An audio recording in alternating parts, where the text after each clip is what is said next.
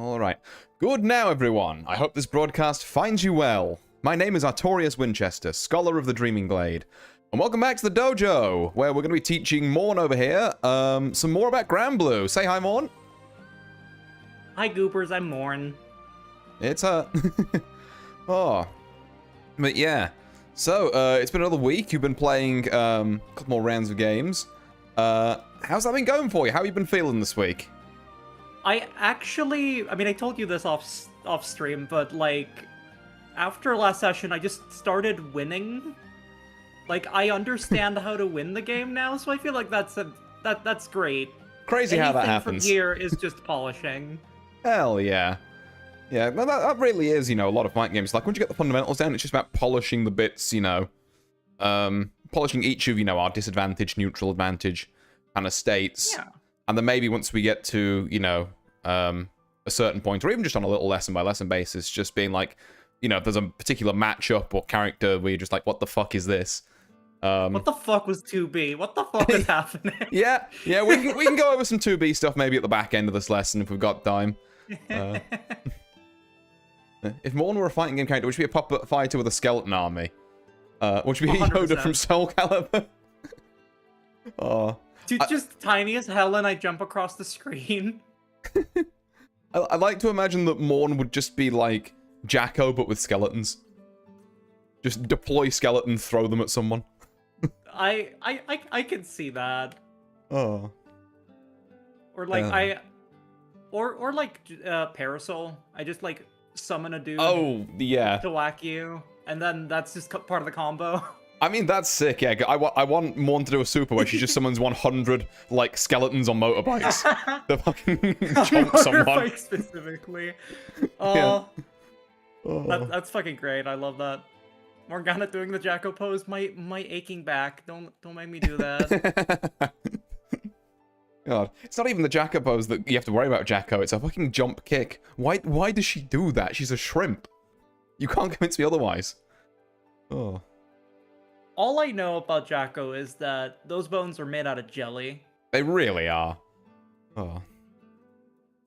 But, yeah, so, today's lesson, as I've put it in the, well, I think it's going to be kind of one of a series going forward, where we're going to be looking at some replays now that you're playing some games. We're going to be pointing some stuff out, and I'm going to try and focus on, like, kind of a different area of your gameplay, depending on which, you know, is the one I think needs most, attention at that time.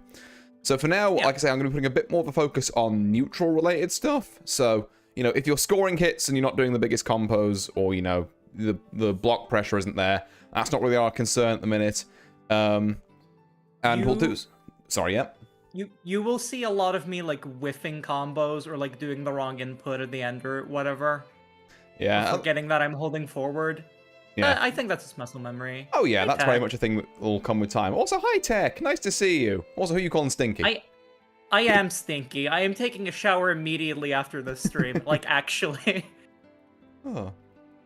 You're You're Stinky. completely new to fighting games. On like a meta level, I've played a fighting game, but like playing against other people and understanding like meta and understanding, I guess, etiquette. Yeah, completely new. Yeah, so essentially, I think that it's fair to say that like you've mashed on like Tekken 5 mostly, and then some like other ones here and there. But like this is the first time we're giving Mourn a grounding in sort of like, you know, theory and terminology, and you know when it's good to. I've learned a combo before. Yeah. Oh. But yeah, theory definitely completely new. Yeah. So. One thing I will say, so we're going to hop in training mode here to start with and just make sure we've got that set up. And then we're going to immediately jump off to the replays, because you have been playing some games this week. Smeen! I'm normally on Charlotte, so that makes a lot more sense. Yeah, it makes more sense there. Just a wee ball. So, first off, have you got the thing on display? That is frame advantage color. No, I apparently need to turn that back on. Yeah. Frame information show. Yeah, we can get frame information on as well. Why did that turn off? Huh. I think it just, like, there's a default settings every time you load into training mode. At least one of these multiplayer ones, and you have to go and just knock them back It's on on. now. But yeah, it's fine. So yeah, you can see that, like, if you, You know where it is in the menu. Yeah. I assume you can see if you press or if I press a button here, I go blue for you. Yep. Or, Wait. Yeah. Oh, no, sorry, you go blue. Yeah, know I was what about mean, to say, yeah. I do not see anything for you. Only Yeah. I may be blue and red. No, that's fine. Well, I'll always be the opposite color to what you are. Yeah. And you know what? Your first starter for 10, yellow. actually, is a little question to get you going. Has Mourn played the 3 guys? I don't know. I don't know what that means. I'm also stumped by that one. But yeah, so starter for 10 for you.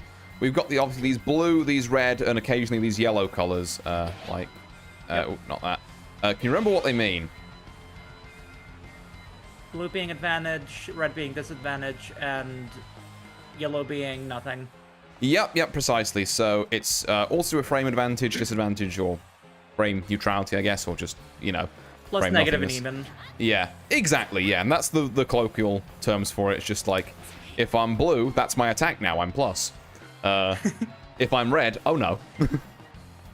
And if I'm yellow, it's sort of like, I probably shouldn't be pressing, but I could try and scramble something if I felt like it. But yeah. So, now that we've got that all sorted, because I'll basically play some replays, and then when things come up, we'll hop back into this, and I'll try and show some stuff actually in the game. That's actually really smart. Yeah. So we can have this kind of like running in the background, and then we can. I'm guessing that there is no way to like show frame advantage in a match. That would be cheating. Not while you're playing a match, no. Some replay systems will let you do it like in the replays. Some replay systems are really good actually, and they'll let you take over at certain bits of the replay, so you can like try different options out. Unfortunately, Grand Blue isn't really one of those, cool. but yeah, I think That's really cool. yeah, some games do that, and it's really nice where they have it. But yeah. Anyway, so if you turn your attention to the watch together, and I assume you've got this ready, like kind of. I do. There we go. Oh yeah, just needs to toggle the lean video on and off. Is the volume all right for everyone? By the way, I shall probably ask again once I've played a bit more of the audio. It's all the same settings as last time, so I'm hoping it is, but you know how it is. OBS will be a gremlin and just do some weird shit. It's all good, thank you, Vile. Scream if it's okay. Right, so what we've got here, so we've got a selection of 5 different replays that Mourn's played over the week against various different opponents on various different characters at various different ranks.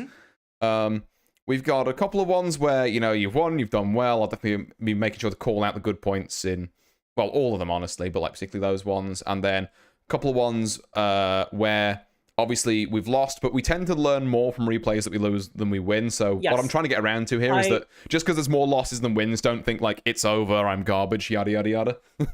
I mean, going back to what I said last time, which is basically my life motto, is you either learn from asking stupid questions or failure. So like, I think from a match where I like get my ass handed to me, I can sit here with you and you can tell me, well, here's how you could have avoided this. And that's better learning than just being like, yep, that one was good. More like that. Yeah, I mean, don't get me wrong, we are aiming to get to the stage where we can just be like, yep, do more of that. That would be ideal, make my job so much easier. I don't know, with the YouTube videos I sent you, some of them have, no, all of them have descriptions. I don't know if you read those. I can't say I read the descriptions, no, you might have to call them out. One of them is literally, this one is embarrassing. Well, let's hope it's not this first one we've got to start with. It's not this one now. Okay, so we've got, you versus Anamaya here. So, we'll hop right in, like I say, I'll pause it on places where I think there's relevant stuff to talk about. Okay, that's a very good start. More of that. So, good Raging Strike, catching them off it. Okay, first thing I want to bring up. And then I went to, yep. Yeah, first couple of things. One, I like the kind of aggression here. I think there's some other replays, maybe I'm just completely hallucinating this, where you do tend to hang back a bit more. but you're dashing up and pressing 6XL. Like, this is the core fundamental of Ground Blue. Yeah. This is I think excellent stuff. Out of the recordings I sent you, this is the last one. Yeah, recorded. I've reordered them a bit So, to kind of like separate the wins and losses out to keep some variety for both you and for streams. They can keep guessing. Yeah. Because I'm not going to tell you which ones you win and lose. But in this one, I feel like I'm like getting the hang of it more. I do agree. Like, I'm a lot more aggressive in this one as opposed to the other two that we're gonna see, at least for me. Yeah. Okay, yeah, and obviously, do call out if like there are things you've already spotted, and that you were kind of aware of them, because that's great. That's literally how you learn and get better. You go like, okay, I'm doing dumb shit here. I need to not. Yeah. And then if you're me, you continue doing the dumb shit anyway because you are literally unfixable. But I could do all this shit in training mode. Once I get into a game, like, I'm gonna probably point out, oh yeah, here my brain is shutting down. I forgot. Oh, I know. It's just corrected this as well. It means have you played against Lowain yet? Yeah, of course, the three guys. No, I have not. Yeah, I will have to give you a special. I've not played against Lowain. Yeah, Lowain always comes with a special. You're gonna need to know some shit before you play him because both his supers are very non-standard. Also, hi there, Harv. Nice to see you stopping by. I hope you're doing very well. Right. So anyway, loving this. And then first thing I did want to say, I'm not sure if you corrected this, but if you get a Raging Strike into this, we can actually hop back into game here for a second. I'm aware that I think this is just like, I know what I'm doing, is that I should have gone immediately into another combo. Yeah, essentially just like a close medium a bit sooner after you'd done that. I just think that this is a pure whiff. Like, I know what's wrong here. Because I give up like a second, which is enough for them to block. Yeah. Well, I'll tell you what. I'm gonna just flip back over to the game for a second. Let's see if you can prove it. So do like a Raging Strike into a. Let's see if you can prove it is really intimidating. All right. Let's see. Don't get press it again to follow up. And into. There you go. And then Ooh, okay, you got far weirdly that time. Let me reset your resources. Another thing, And then just again, and then I can just do another Raging Strike, right? I can just keep juggling you. Yeah, I shouldn't, but I can. You can if you reckon it's gonna kill someone. That's your full cash out thing. In most other scenarios, I would recommend doing something like, so as you're doing this, and then 1, 2, 3, and then an EX special of some kind. It could be that, it could be this, If I know that if I'm in the corner, just like switch with me, I guess. Get in the corner. Yep. Right? I can like do this and then just heavy you against the wall, right? Yeah. And so that's a good little bit of a corner combo. I think we do see that at one point as well, and I was like, oh my god, she has a corner combo. Yeah, this I learned from the game's tutorial. I missed that, but that's possible, I know. Yeah, no, I can see that being the link. Not there though. Yeah. Yeah. Getting it into the finisher is tough, but like. Well, we can always try that as well, because what you should be able to do is off of any auto combo, you should be able to get the super if you time it right. Yeah, it's just that I'm bouncing you into the air, I guess. Yeah, but I mean, yeah. It's possible. Literally, the game's tutorial taught me this. Yeah. Well, do you want to give it one go, just auto combo into super? Or, a couple of guys? Regular or against the... regular. So just from here. There you go, yeah. Yeah. One of those classic things where, like, you can get it in training mode and then just, it's a case of doing it again in matches. Okay, well, you know what? You can do you can try and do the, corner version as well if you want. Yeah, I'm gonna give it one more go. Unless I fuck it up royally. That should work, I think. There you go. Yes, there we go. Look at that, about half my health gone. What I was doing wrong there was I should have gone into a third strike. Okay. Yeah, 1, 2, 3, and then cancel. I don't know why I was doing, like, heavy 1-2. Yeah. There are Zeta combos where, like, you have to do some weird stuff like that, but don't worry about them for now. We're not doing those Zeta combos. But yeah, okay, you know what? You have proved yourself. I am happy to say that that we can... you know what you're doing there. It's just a kind of unfortunate misinput. Should we get back to the replay? Yeah, that is like a pure whiff. Mm-hmm. Of I shouldn't have like taken my hand off the button. Basically, I should have kept pressing buttons. Yes. Mm-hmm. Okay, right. So let's see what else we can do from here. Okay, yeah. Unfortunate kind of like scramble situation there. Good blocks here. Go back a little bit. Actually. Yeah. To the jump. The jump out the corner. This one here. No, further. Towards the middle of the arena. Maybe around like 20 seconds. About this here, one. Yeah. Mm-hmm. Yeah. Okay. So like a second before this, it's me. This is like guesswork. This is the mind games of like, okay, they're gonna keep coming at me. I'm gonna hit them low. But you can see that I'm already in the 2L here. Yeah, you're just in startup of something there. I can't go into the 2H. This is me guessing incorrectly, but I do want to point this out. Yeah, no, okay. You made a read on Wake Up. You thought they were just gonna continue oppressing on the ground. You were gonna try and hit them if they didn't have their offense clean, which is fine. Yeah. Yeah. It's like I'm making a read here. It's just the incorrect one. Yeah. And again, this on some of the replays that I nabbed as well, we'll see the inputs on the side, so be able to see that a lot more clearly. But it's good to know the thought process there. Yeah. But yeah, so you know, we gotta jump. We do still block high after that, which I'm gonna point out. Like we made the wrong read, but because it's a light, we can still like block this super jump. And then we've got Narmaya doing this stuff. It's like, yeah, okay, sure. We've got right. Just because it worked doesn't mean I don't take issue with this. I knew you were gonna say this. So again, hopping back to the game briefly.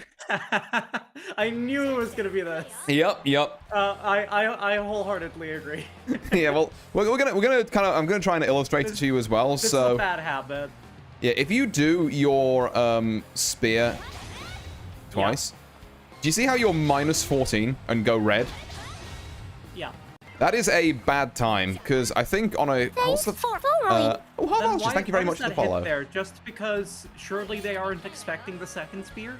Essentially, yeah. Well, because the idea of the mix-up, if you block this, is that either you bait people into thinking that you're not going to do the second one forward, because normally you do the second one backward, get the hell out of there, and then start doing lasers. So it's an I'm trying to hit you. Oh fuck, it hasn't worked. I'm running away. Yeah. That makes sense. Yeah. I need to remember that this is omnidirectional or sure is directional, I guess.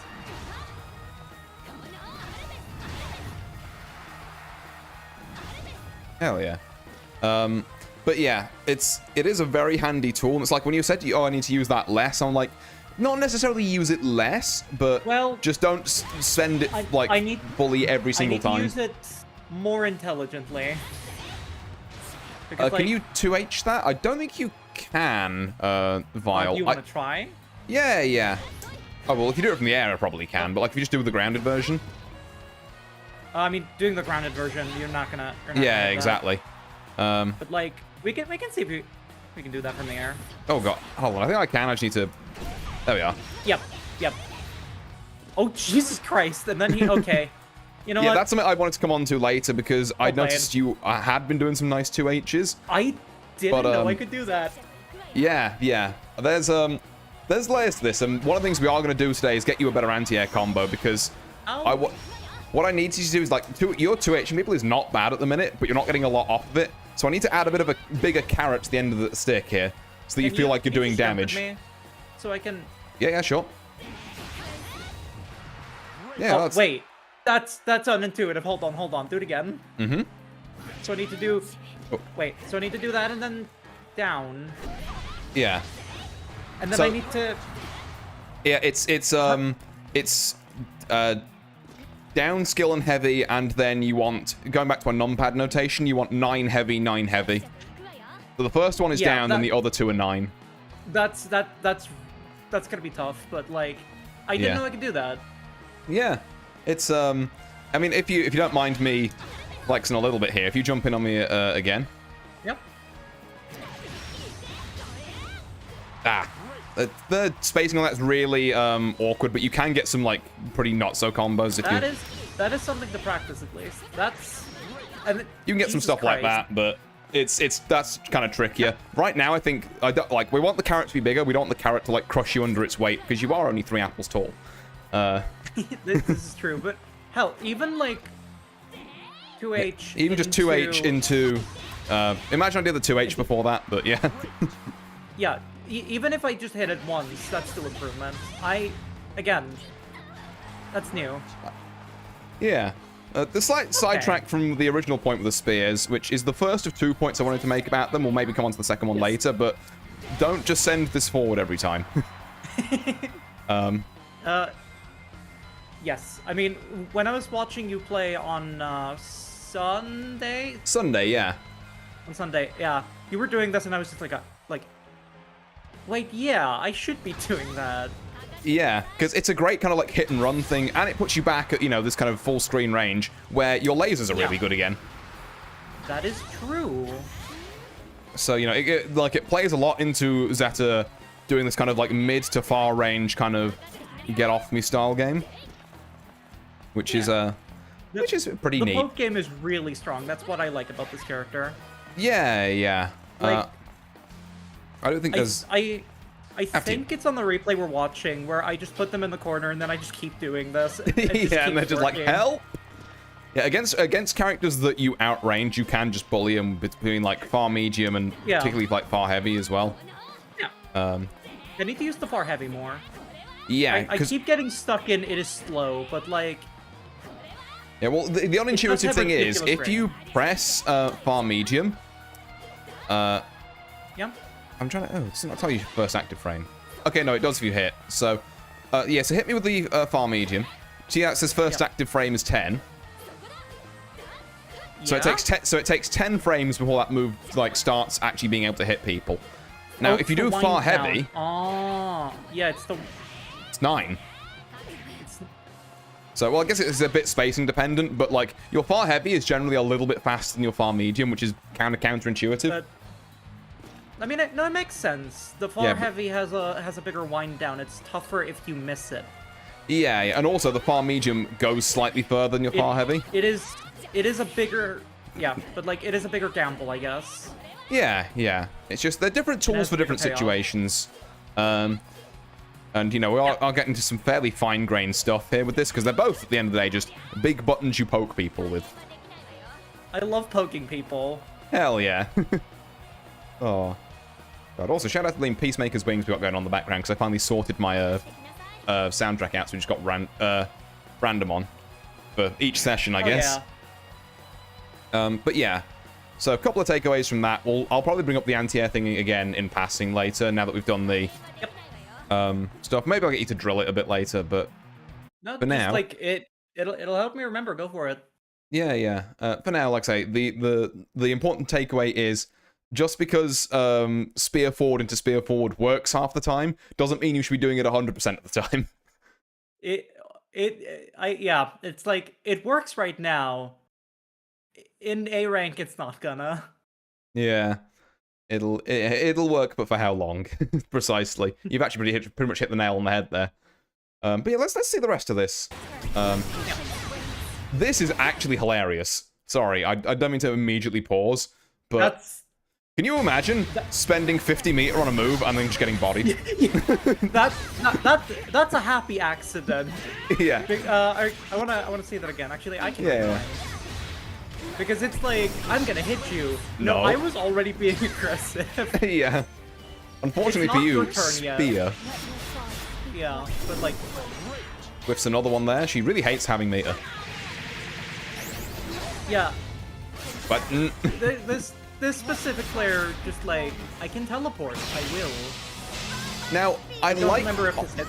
this is another thing we'll come back to later. I like the kind of idea of, again, you're like you were with the crouching light earlier. You're assuming this person will do like press a button while you're getting up, and you're just trying to hit them out of it with a super, which is like supers are Zeta's only like invincible moves. The rest is all like armored stuff, which like loses to throws and stuff. Also, I think in this moment I'm panicking a little because I have been half my health is gone just very quickly, so I'm like I have to do something big, so I'm trying to hit the super. Yeah. And then it. Okay, well that's good to know the kind of the mentality behind that. Yeah, because this is a panic super. Yeah, for sure. Yeah, well, we'll definitely come back to that again later, because this one you kind of get away with it because you land far enough away the Snarmire doesn't know how to punish you. Also, she's halfway through doing like yeah, this is unfortunate. Yeah, nice little spot dodging here, by the way, as well. Not sure how intentional that was, but like there's a better one coming up later. Hell, ooh, something to look forward to. It's working, but I'm not happy about it. No, that's fair, right? Like fundamentals first, then breaking bad habits. Yeah, it's like we can do. Yeah, we can break the rules once we've established the rule. Exactly. Yeah, now one day the Snarmire will learn to block this. Yeah, this is really nice, actually. This is something I wanted to bring up a little. Yeah. So we've got we're hitting this Snarm with the laser. We're pushing it further back, doing it again, and then we're realizing the kind of spacing here, and switching to normals instead. Your far heavy, by the way, is a surprisingly good anti-air. In like situations like these. Really? Yeah. Particularly because I didn't realize that. Yeah, particularly because I think you know how if you 2H someone and they're doing a button that you get that big counter hit slowdown? Right? Like you get the big like boom effect, for want of a better word. More fighting games, right? 3 more weeks of fighting games, probably. Hi, Toby. Yeah, I think far medium won't cause that slowdown, but far heavy will, because heavy buttons have like the bigger counter hit slowdown. Yeah. So yeah, it does a bit more damage, feels a bit better.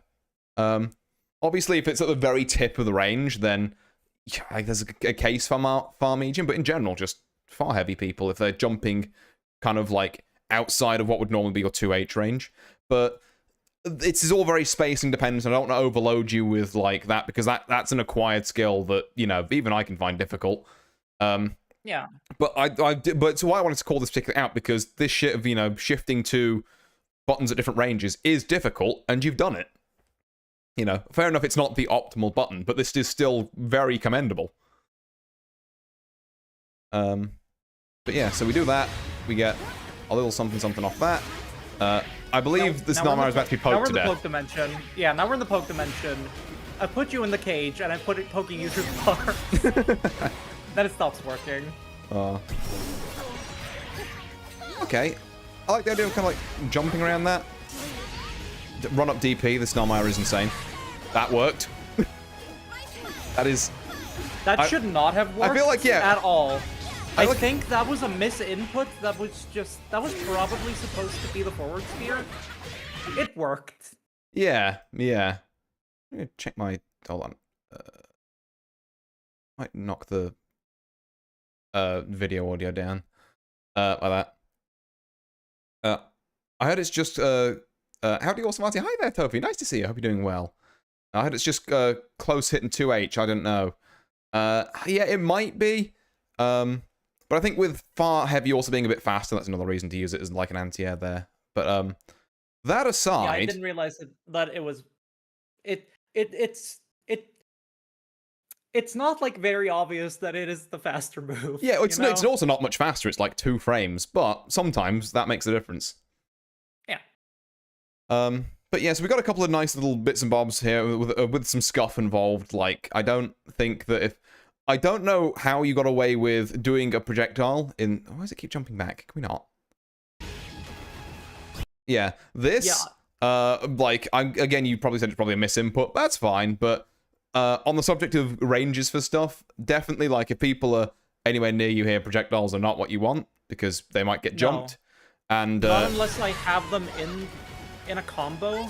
Then yes, I know that's the one exception. Like, your EX projectile in a combo is useful because, particularly in the corner, you get wall bounces, which means you get longer combos. Bit of high view. This is something I've had to learn recently as well, actually. 100-meter movement option, and we take a round. Hell yeah! Wait, was there a spot dodge in there that I missed? No, I think that's coming later. I think I've remembered the one you're on about. But yeah, I do. I do want to point out as well, though, we've got another kind of situation here where I think are we feeling low health, and that's why we have to do the super. No, I think in this moment it's I don't care if you block this, you are dead. Ah, okay, right. Well, it's time for an important lesson on how chip works in Grand Blue. Yay! So, chip damage in this game, you have to be, so you see how this Narmaya still got like a sliver of green health? That means they are above literally 1 HP. It'll take one move to reduce them to 1 HP, at which point their health bar will start flashing red, and then the next thing they block that would cause chip damage kills them. So this super would only be able to reduce, because they're not already in the, like, panic you're about to die of chip state, would only be able to reduce them to 1 HP, and it wouldn't kill them. Okay. There are some weird moves that get around this, like I think one of Zoe's specials is like a 2-hitting sword thing, and each hit counts its own move, so that can chip you out. But in most cases, unless they're flashing red, you still need at least 2 moves to chip someone out. Okay. So a good theory, but yeah, on a technical level, that's worth knowing. Still, I do feel like the way I salvage this is kind of nice. Oh, yeah. So, like, I say 100-meter movement option. She tries to dash up, you just laser her in the face. Brilliant, and you were at the right kind of range to do it. Yeah. And let's see if we can get... I guess taking advantage of the whiff. I'm kind of proud of that. Yeah. Okay. Wait, it's still working. I mean, didn't it hit that first time? That should not have worked. I think, hold on, I'll go back to the start of the round, but I think both times here, it was block, and then the Narmaya tries to press a button, thinking you'll back off, and you just don't. Like, something, the definition of insanity. Yeah, block, hit. No, you're absolutely correct. Block, yeah, hit. like this. Just single hit, we didn't want the second one. We have proven you can do that. We've also proven this Narmaya cannot block. Yes. I know what I'm supposed to do there, it's just under pressure, it's difficult. Yeah. So we've got a little situation here. Again, I'm not going to harp on it too much, because I know you know that, like, you're meant to 2H in this sort of a scenario. I'll try and pause it on the jump. This one. This is prime 2H. This is, like, what you're looking for. Yep. But obviously, in the heat of the moment, you know, I can't talk. I have a 1-button anti-air, and I miss that fucking 70% of the time because I'm ass. Oh. I mean, I will say, despite the fact that I whiff it here, one of the things I've been trying to focus on is you know how to punish people when they jump. Get better at that. Yeah, precisely. Because if you can get that down, it's free damage. And in the Grimnir fight later? Did I do that decently? Yeah, well, that'll be the next one up after this, so we'll have a look at it there. Yeah, because I'd be definitely interested to see that. Okay, yeah, so we get jumped in on because we missed the 2H. That's fine. Now, I'd love to know if this was an attempted 2H that was just a little too late, or whether it was Spaghetti Central. I want to say yes. Okay. I mean, I'll believe you. There's no input, so I can't disprove you, yeah. Yeah, no, I don't remember what I'm thinking here. Okay, fair enough. But yeah, so another jump in, you know, it happens. Nam spends some meter for a little extension, misses that. There's where we super. Right, this is another thing I wanted to point out. So all of these, like, panic supers, or the supers on wake up and that, as much as I need to practice what I preach here, don't just do that. Like, do as I say, not as I do. It's much better to, like, guarantee some damage by doing them after a little combo. As we practiced earlier. Then try and just hit it raw. I do really need to do less of fuck it. Either I win or I don't. Yeah. Like, don't get me wrong, I admire the fuck it we ball spirit, but it's gonna get you killed. Oh.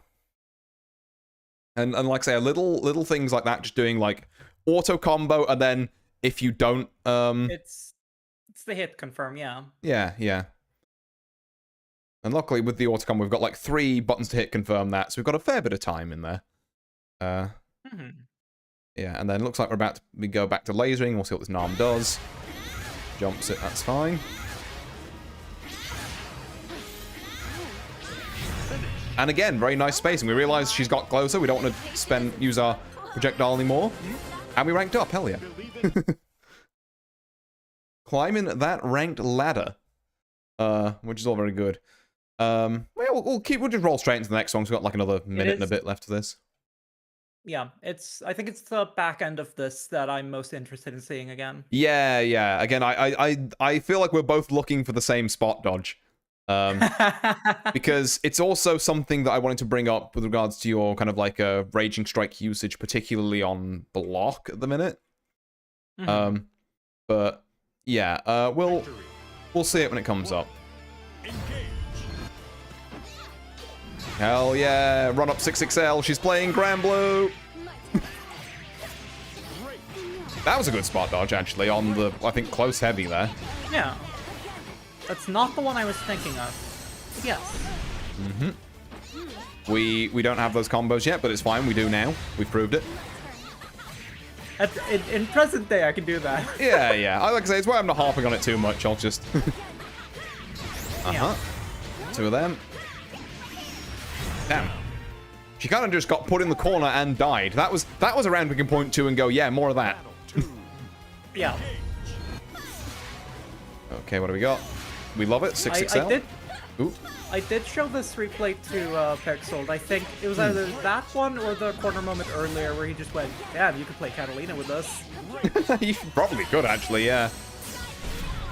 Okay. There we go. That's our spot dodge. That's the one. Right, so first off, I'm real proud of pulling that off. Yeah. First off, it's a great spot dodge. And second off, it brings up kind of one of the important points I think regarding to raging strike usage. So I'm just going to hop us back over to the game for a second. Yes. I will say, I don't think I can... Like, I know that I can take my... Or like, break an opponent's turn with the raging counter. I'm not really sure if I'm good at following that into taking my own turn. Yeah. It's a little bit harder than it used to be fair, because I think it puts you back at neutral. It used to be that, like, if you brave countered something, you'd be plus, which was insane, but... Yeah, so what I noticed you're doing a lot of, particularly, like, on block here, is you're just doing, like, you're doing, like, 1, 2, 3, and then doing this kind of a mix-up to break your opponent's guard, which is fine and all, but if you try and do it to me... Oh, it helps if I block. Oh, yeah. Oh, yeah. So you can have people who spot dodge that on reaction, which you're probably not going to get a lot at your rank, but what you will get at your rank is people who see you do that, like, or particularly A rank, people who see you do that once be like, okay, you got me. And then if you try it again, they'll be looking for it, so they'll be ready to spot dodge it. So you're spending a diamond for, like, a smallish combo. You can do that on reaction. Yeah, well, like, admittedly, I'm probably more in the category where, like, if I know someone likes to do it because I've done it to me once before, I will be looking for that at the end of a block string. Like, because I know that's coming, and then this is, well, it would be a decent combo if I could do that. Actually. I suppose, like, if I want to mix it up, I could, like... Oh, God, yeah, you could do that. You can mix the timing on it. Yeah. There's do it after 2 auto-com hits. If you wanted to keep using that, that's definitely... I think it's in one of the replays. I think it's in the Galleon one, where I'm, like, firing laser beams, and they're like blocking and advancing between them, so that I just switch up the tempo of it to hit them again. Right? Yeah, like, I can yeah. do that. Well, again, you've kind of lightly touched on another point we're coming to in a bit, particularly with these lasers, and with some of your other skills as well, to be fair. But definitely switching up the timing is a great way to catch people out if they're, you know, expecting this kind of stuff. Yeah. Ooh, there we are. There's the reset. The other thing to note is obviously, if you come across opponents that are like making you block a lot of stuff, so then, you know, doing all this kind of stuff. Don't forget that obviously brave countering, expressing that same input while you're blocking stuff, is a great way to get people off you. So obviously I got knocked up there. Yeah, you used 2 by accident, but so you've got to. I'd say each one of your diamonds is a slightly bigger commitment than you think, particularly because now you're 2 down, you take 10% more damage. If you lose the last one, you take 50% more. So, like, it's not something I'm warning you away from completely, because it can work, particularly if you do, as you very correctly said there, you know, switching up the time between doing, you know, a Raging Strike on the 2nd hit or the 3rd, and then just making sure that you have the combo out of that with whatever it is, which I don't, apparently. Holy shit. But yeah, it's just it's a light kind of. Be careful when you use your diamonds, and don't always use them in the same spot. Otherwise, you will lose a diamond for the privilege of someone spot dodging it and blowing you up. Could you reset and just hit me? I can, yes. I just wanna get like, that just puts us back in neutral. Pretty much, yeah. So if you do it again, sorry, I'll stop pressing the button. But then, I guess, if I don't fuck it up, I can't just, like, 6XL. No. You can either 6XL or, you know, there's... I guess it's a 4-4L now, but... Yeah. If we count 6 as meaning forward and 4 as meaning back to remove ambiguity, then... Yeah, you can do stuff like that. You can try and 6XL. You can, even if you think someone's going to wake up with stuff, you can try and, like, just walk forward a bit and far heavy them. True. Yeah. So, yeah, like, in fact, if I try and do that, so if you brave counter me and I just try and wake up and, like, mash some stuff... Oh, hang on, let me reset the... There we go. So I hit you there. You did, yeah. So... yeah, like, something like that. Yeah.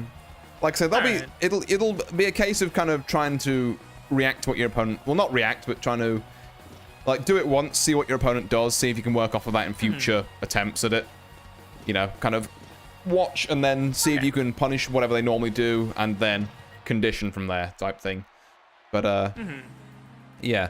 Just a little kind of note I wanted to do. It's a very nice spot dodge on this Raging Strike, and we will do more about spot dodges and rolls when I see them, because if I hope I've got this clip, but there's one truly heinous set of rolls I see in one of these somewhere.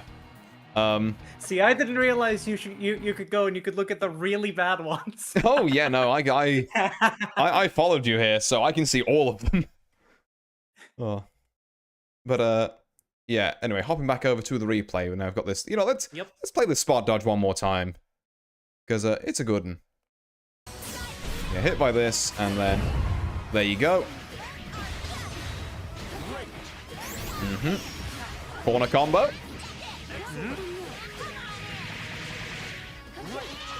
Could have been a situation there where we just did super at the end of that, but it's fine. We killed them anyway. And yeah, that's pretty much the normal one. I could have Raging Struck into that too, I think. Oh, you totally could have, actually, yeah. There were a number of ways where you could have had that last touch been the kill as opposed to it being a 2-touch. But yeah. Okay, right, so that's replay 1 down. I'll queue replay 2 up, which is against the Scrim, which does start halfway through a round, but... Yes. That's fine. This one, I think, was like, wait, I should be recording this. Yeah. Well, tell you what, let me pause that there so we've got something. But before we move on, so I just want to say, so main takeaways from that one, like, how much of this can you remember? Because I want to hear it from you. I mean, connect the Raging Strike better. Stop just sending the spear. Be a little more smart with that. More spot dodging, I guess. Again, we'll come back to spot dodging. The main two takeaways, I think, and remember, not every match, you know, even if you only learn one thing from it, is still fine. I mean, there are some, like, first to tens, you know, I can play, like, 20-odd games, and I learn maybe, like, one or two things from it, or I look something up about a character that I didn't know about. I guess a main takeaway would be, don't just raw super. Yeah, like, don't raw super, don't always, send spears forward. Other than that, I think you did a lot of things very right this game. Yeah, like I say, you know, the dash L pressure, you know, you were definitely saying was, well, you kind of mentioned that you were being more aggressive at the time. I totally agree there. Like, compared to some of these where I was going to encourage you to walk forward a bit more, that was, you know, a lot more like it. You know, you had good positional awareness on the projectiles, like you weren't just doing them kind of haphazardly, except that one time we did U projectile and it worked somehow. I still don't know how that worked. I'm scared that you put that one first, because I think that was my best one. Well, like I say, you know, I've, you know, I wanted to mix up the wins and losses. That's true. So yeah, keep people guessing. So anyway, this Grimnir, let's see how we do here. Now they are a round up, but it's fine. We didn't need to see that first round. It was it was off screen. It was off screen. And it was probably embarrassing. Forget it ever happened. True. Yeah. Let's see what we do in round 2 here. Battle 2. Engage. Okay, we are starting out with 6-6L. It gets jumped. Yeah, I was it's fine. not expecting that guy to jump. That shouldn't work. Yeah, well, it's not that it shouldn't sadly- work, it's that it shouldn't really work without prior conditioning. Yeah. Okay. There we I go. really should have. Yeah. So this is another thing where I wanted to say. 2H'd earlier, but I think you can see me going like, "Oh, I fucked that up," and then I'm more aware of it. Yeah, so this is partly what I wanted to bring up with the 2H stuff earlier. You're not doing a terrible job at 2Hing, but like you're not getting a lot off of it. So we need to put a bit of a bigger carrot on that particular stick. So I'm going to hop into the game again here. So we're going to do a little bit of practice with this. Once we're in. There it is. Yeah, there we go. So what I want you to try and do is if you jump at me. There we go. So something like that, where I want you to get used to doing 2H and then like down heavy in skill, and then like 8 or 9 heavy, 8 or 9 heavy. So I'll just jump in. We'll see if you can get it. Oh, try again. That was not quick enough. And then, yeah, getting my brain to realize that the down is up, and then the second time down is not up is kind of tough. Yeah, well, that's one of two things, and I think the other thing is that the one I want to kind of bring up now is that you're using the skill button a lot, obviously, as just like this is what my specials are on. However, by doing that, it's something we do really need to look at. You're locking yourself out of like 3/4 of your character's special moves. Really? Yeah, so by pressing just neutral skill, you're getting light laser, which is the same as pressing skill and light. If you press skill and medium, you get medium laser. Or skill and heavy, you get the EX version, and skill and U, you get the ultimate version. So what you kind of did in that like 2H there was you did just down and skill, which gets you the light version, which can only follow up twice. I see. Yeah, so I've seen you do it a lot with you know, with the spear. Like you're kind of treating it almost a bit like kind of Smash, where it's just like, oh, I have like a side B and a down B, you know, like I have a side special and a down special. And true, but I really, if there's one like main takeaway of that, it's that I need you to start using some of Zeta's other specials. There's a couple of really good places where we can use them, and I'll bring this up again later when they appear. But one of them is right here, where like we need this to really cash out on that, because you're not using down special at any other points. The cooldown doesn't matter. Really. Unless someone jumps at you 7 times in a row, in which case, I guess, you know what, fair enough, they got you. Like, You know what? You sure showed me I ran out of should've cooldowns expected to it. hit you with. Yeah. Yeah. I'm very bad at like remembering, oh yeah, I can hold another button and do this. Yeah, there you go. I'm not sure how it is, obviously, on your controller setup, how easy it is to hit multiple buttons at the same time. It's easy as hell. Why am I forgetting it? Well, it's easy as hell, and that's the... Because I was worried that your skill button was going to be, like, on some weird thing where it'd be really hard for you to hit other buttons, and we'd have to rebind your controls. It's on my right shoulder button. Oh, yeah, it's a right shoulder, and I assume you got, like, medium heavy on, like, the face buttons. That I can do this? Yeah. Because, you know... I will say sometimes I'm clearly, like, scared of using the cooldown in the wrong spot, but maybe I should just fuck around and get punished for it so I learn. I don't know. Yeah, I mean, like... There's occasional times where the cooldowns, you know, are maybe going to matter, but let's be real here. How many times in these matches have you gone, I need down skill here? Yeah, I'm pretty sure it's 0. Hold on. God damn it. Does this not share a cooldown with this? No. So, the down special one where you go up, has a separate cooldown to the, like... like side special one where you go forward. They're 2 separate moves. They just look almost exactly the same except for the angles. I didn't realize that. Okay. Well, in which case, congratulations, I've doubled the amount of special moves you have. Awesome. I mean, just like, could you try jumping at me? I'm yeah. Try this. Almost. You did something very funky actually. You got like up, down, up, which that was like a double tap. But at least, even if I fucked that up, I got the last one. Yeah. So, like, we'll do it a couple more times. Make sure you've got it in your blood, as it were. You can also just straight anti-air with that, but the 2H gives you a bit more upper body invuln, so it's better at beating other jump-ins. I'm more concerned with like getting this right. Like I know that I can 2H. I know I can do the windmill. Yeah. Okay. Well, we can certainly practice it that way. There we go. There we go. See, and now you've got, like, a lot more damage off of that. You're also in a much better position to your opponent, because, like, you know, even with you walking, I'm minus 26, and you're a decent distance away from me, so... Yeah. In fact, let me just double-check the frame data on that. Can you do it? Something that I would have realized on my own, I don't think. Yeah. So let's do it one more time, and then I just want to... Once you, like, do that, just drop to the ground, and let's just see. Yeah, nice. Jesus Christ. Yeah, like, I am minus fucking 7 billion. Actually, one more time just so I can pay attention to how much health that takes out of you. Aye. Oh. Hold on. Okay, it helps if... I didn't do the counter hit. Let me try again. There we go. Now, because Zeta is... Yeah, Zeta is occasionally a bit of an inconsistent beast, so sometimes, if in a situation like that, you might have to realize that the third one isn't going to connect and do straight up instead of up and forward. But don't worry if you miss that third one, honestly. The point is you're still getting way more off of. Let's see if we can get a clean version. If I jump in again. There we go. Oh, almost.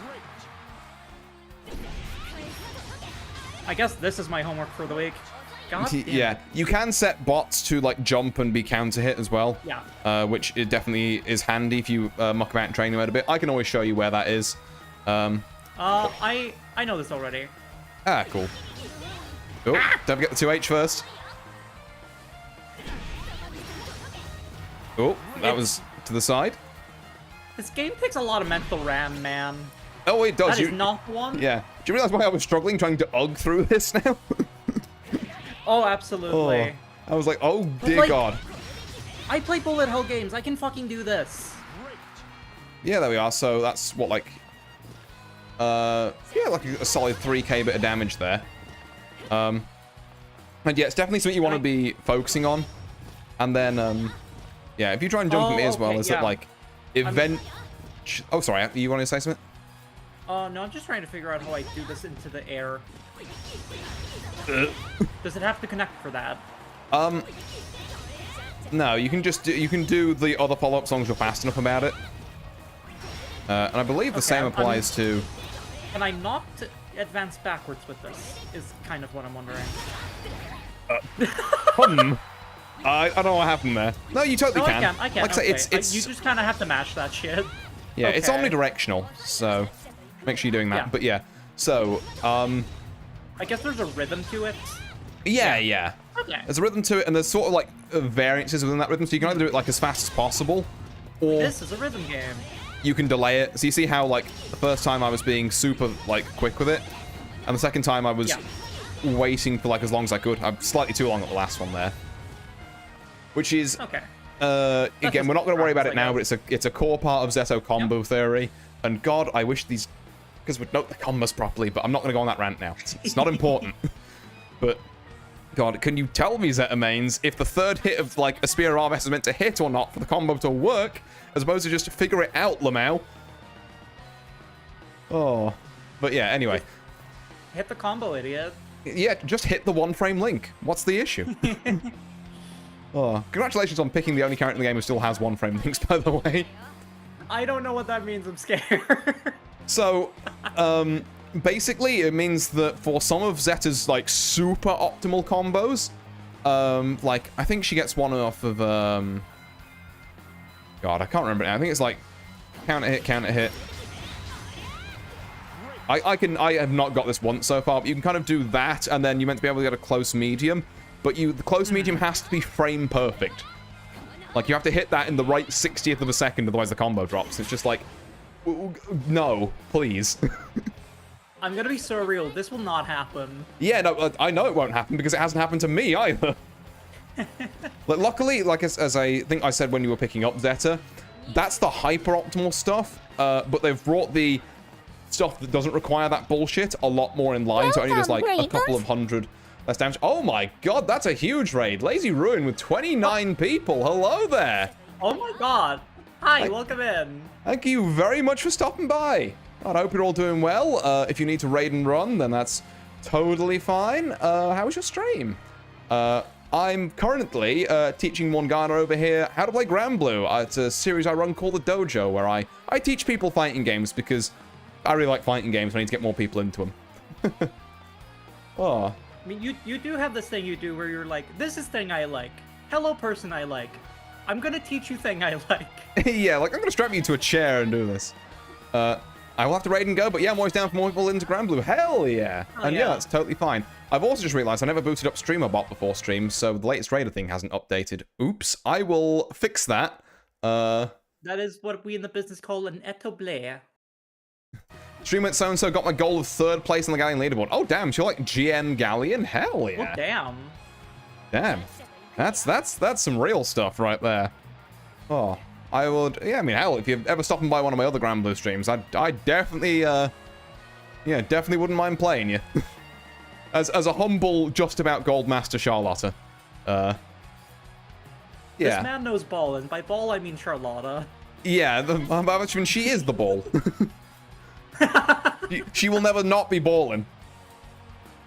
Potato Galleon is an awful MU for Potato. Yeah, there's a lot of bad matchups for Potato. You just kind of grin and bear it. Or at least I do.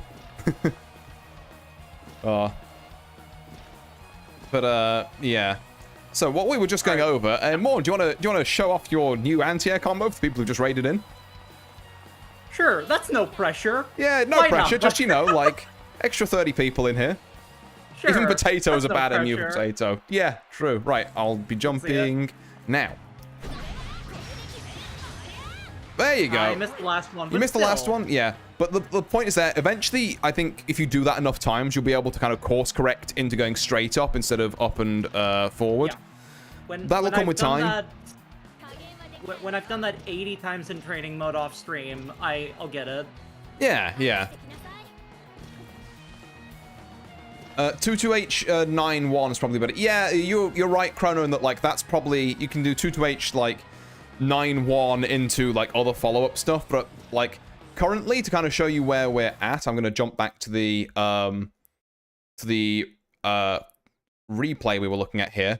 So Mourn is quite new to the game. So oh god, we're gonna show this specific replay to the raid. All right. Yeah, I couldn't have raided before the Bleeding Arm there, but yeah, so currently our kind of like our anti-air stuff looks a bit like oh, it's around here somewhere. I think if you rewind a little bit, you can see it. Did I go past it? Am I stupid? No, we saw it before it's why we went back. Oh. Or did you already? I don't know. I've lost it. It's about here. It might be hit. Yeah, there it is. Right, 20 seconds. Okay, I'll do a couple of seconds before context. Or not, apparently. I lied. There we go.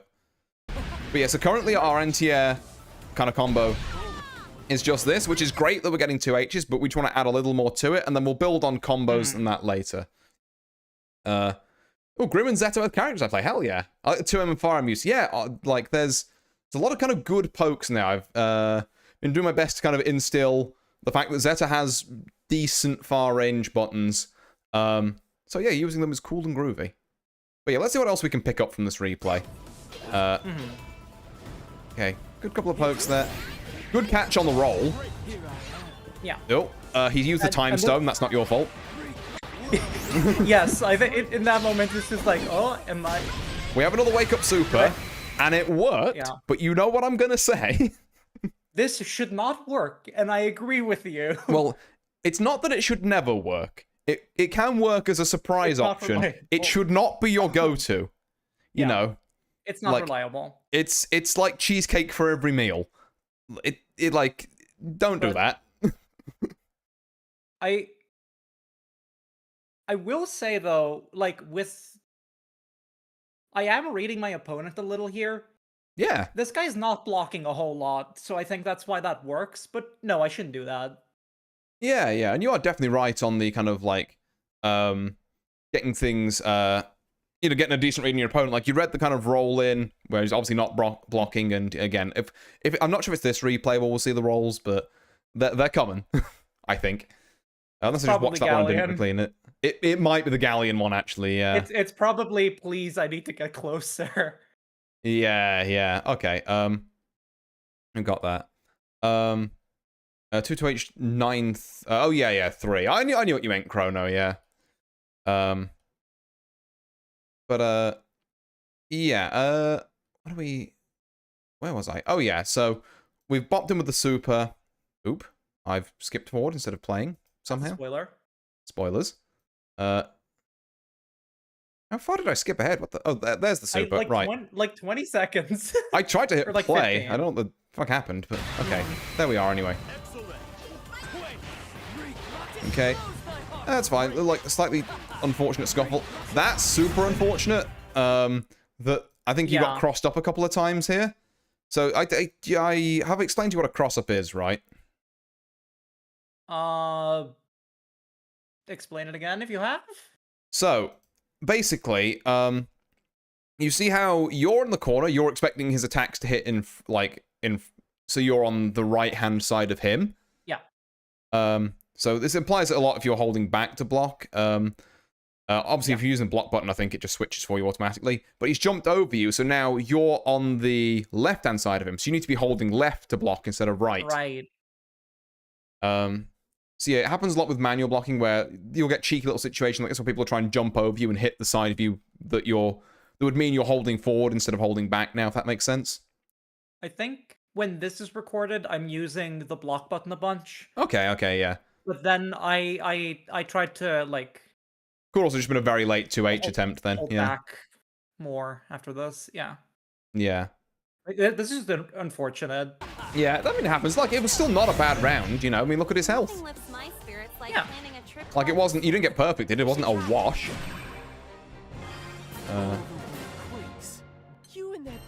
Right, let's see what we've got for the next one, which I think we do get the full game of. There is a moment in... Yeah, there is a moment in here where I... Mm-hmm.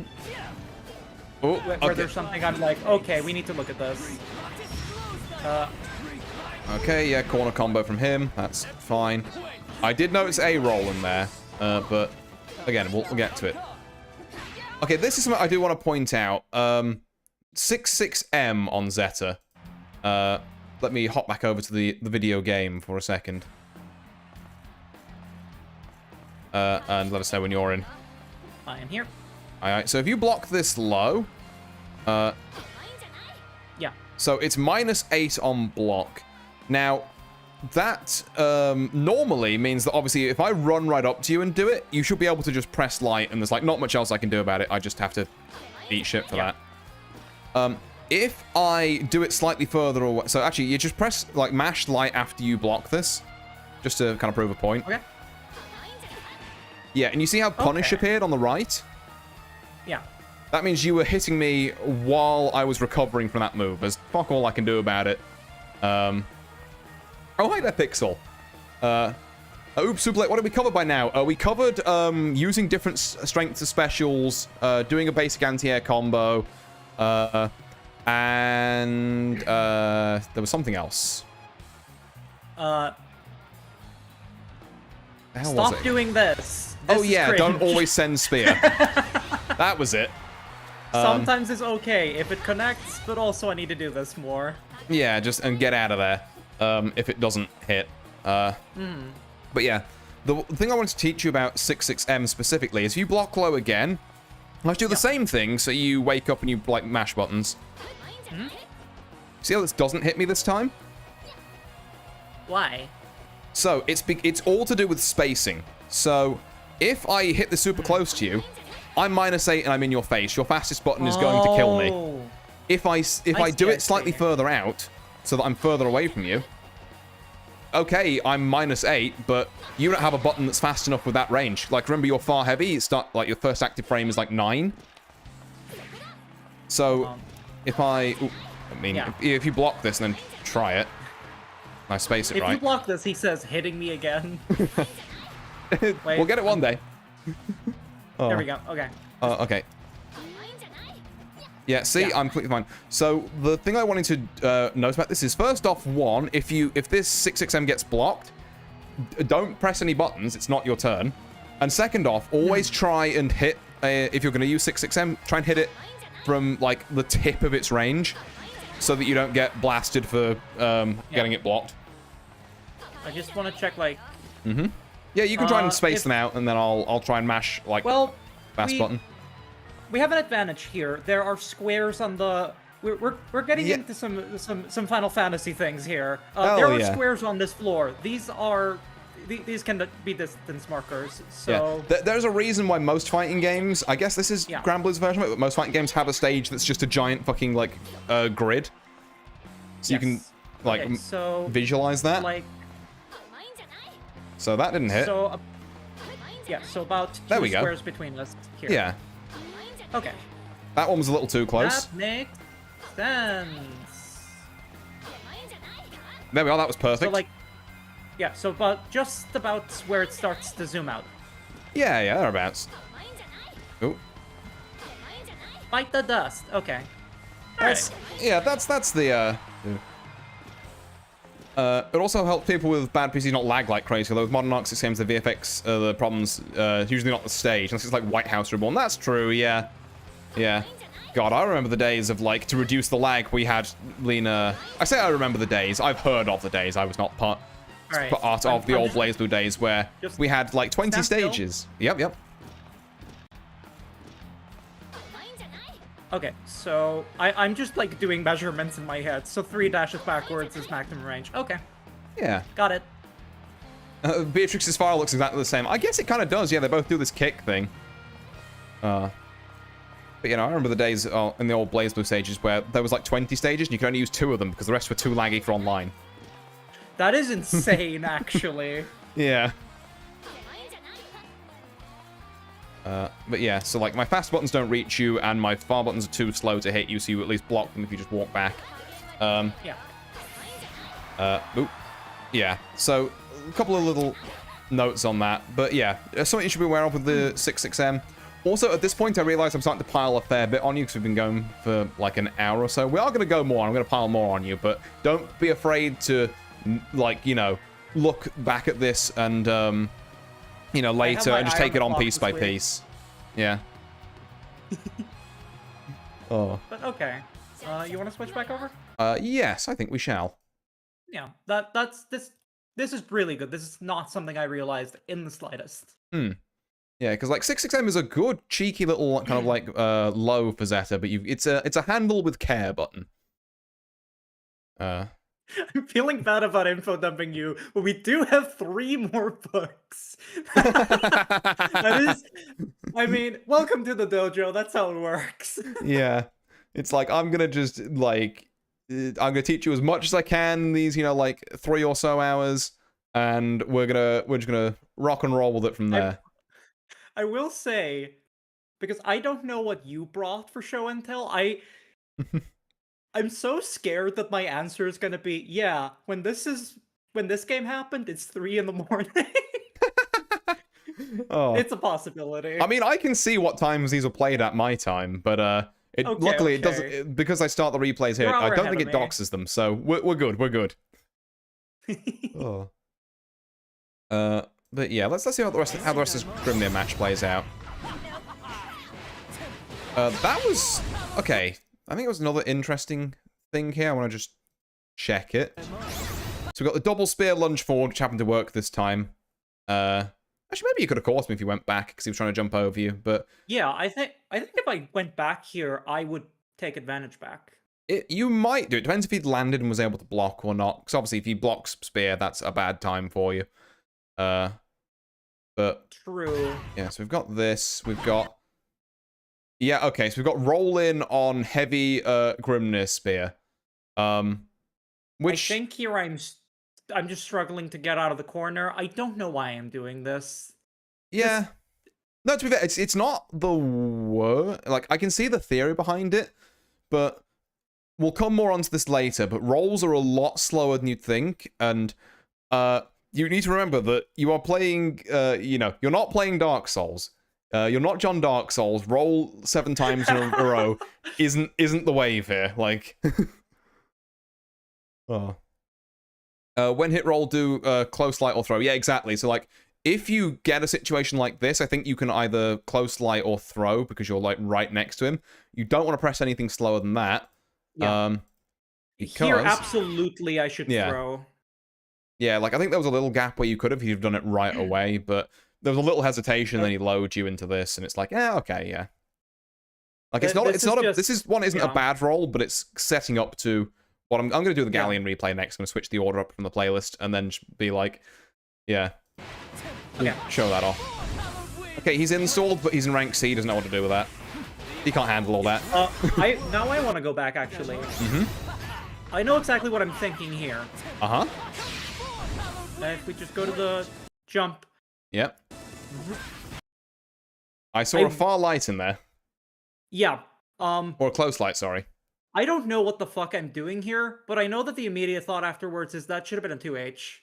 Yep, it should have been. That would have gotten me out of this. Absolutely, yeah. One thing I will say, though, because obviously you were in the corner a lot there. Yeah. I'm going to hop back to the game. This is the first time I ever fought this character, FYI.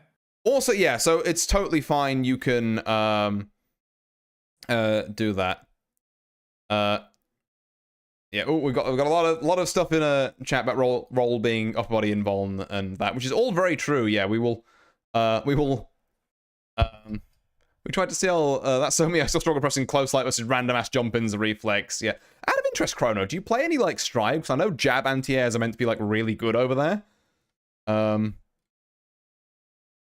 But yeah, I remember when I played Strive a lot and then I came over to this. Maybe it's a soul habit. Oh, it's absolutely, yeah, if it's soul, then, like, either, jab or, I think 5k on him is, like, pretty good.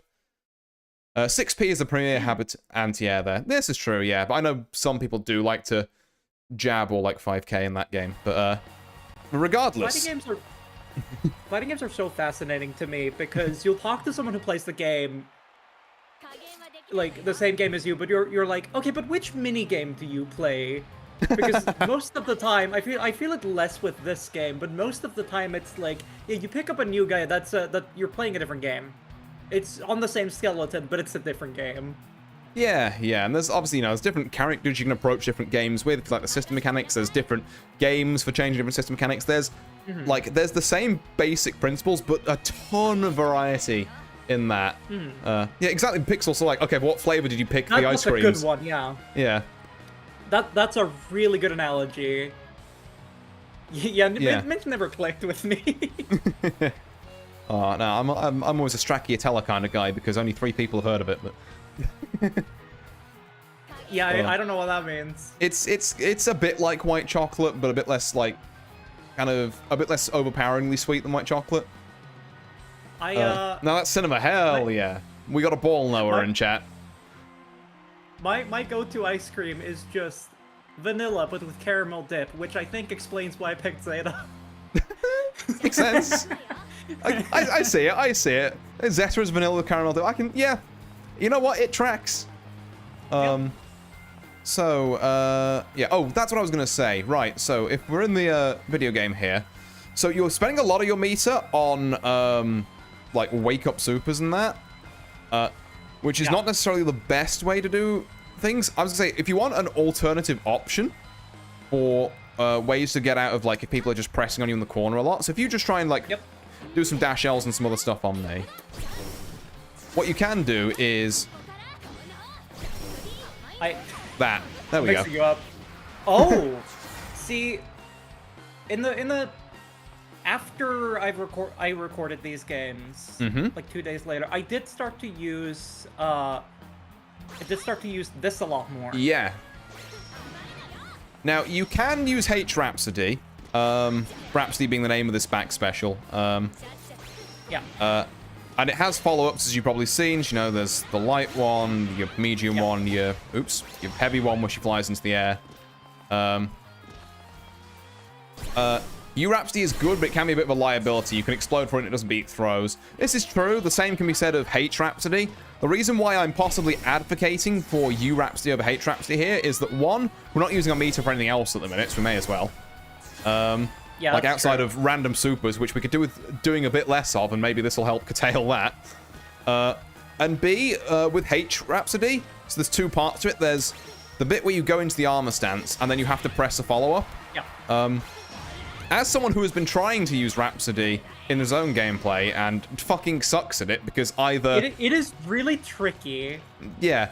I feel like maybe this is just a skill issue on my part. Zeta's in chat. I think a couple of you said you played Zeta. Do let me know if it's just Artie you have I diagnose you with skill issue.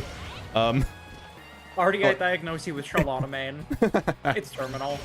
Yeah, like I always feel like either I press the follow-up too fast and I don't get the armor, or I press it too slow and then between the armor and me doing the follow-up, they just block and punish me. The good thing about the U version is that if you like get the armor, the follow-up is automatic. So, like, I don't have to do anything for that. It's just, you're off me.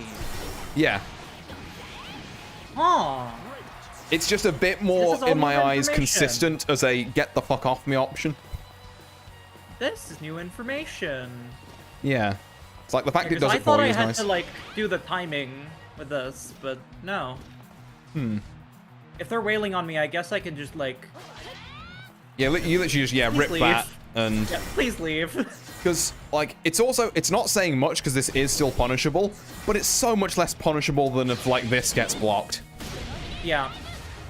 Like, if we just analyze some frame data here, so if I do this and I miss, I'm like, okay, I'm like minus 60. It's not great. Yeah. But if I do super and it's blocked, yeah. Like, let's just see what the frame data says. Don't press anything. Minus 21, really? Really? Oh, I guess this is because it's taking minus 63 from the start of the move, but it's not counting the portion of that where it's armored. That's just the Rhapsody experience. I think if you can't punish with follow-up, try not doing one. It's technically a 50-50 if you strike or delay turns it. I never considered just armoring it and then not doing anything. That's... Everything is a 50-50 if you ball hard enough. You kind of need to know what they're going to do before you EX Rhapsody and toss the follow-up as a read. Yeah, exactly, which I feel like, you know, at a beginner level, can be a bit difficult. So if we're using it as a get-off-me option, just use the U version. Yeah, like, it's good to know that I can do this. Yeah. Because, like, yeah, you're absolutely right. I should be, like, spending meter on other things than finishers. Right? Even if it's just, like... That is like a truck. Yeah, it hits like a truck, and also, this is something we're not going to get onto this lesson, but when we come to talk about offense, the really important thing about this is that it also hard knockdowns, which sets up a lot of Zeta's bullshit, so... This again, may be getting ahead a little bit, but what's the difference between a hard and a soft knockdown? So a soft knockdown, you can, like, tech forwards or backwards, so you get up faster and you can affect the direction. A hard knockdown, you're just fucking stuck on the floor and I can do whatever I want. Okay. Yeah. That makes sense. And the... One is not recoverable. Essentially, and you're also generally down for longer on hard knockdowns. So what you can do with a lot of her U follow-ups is you can do this, and then it's just like, free pogo bullshit.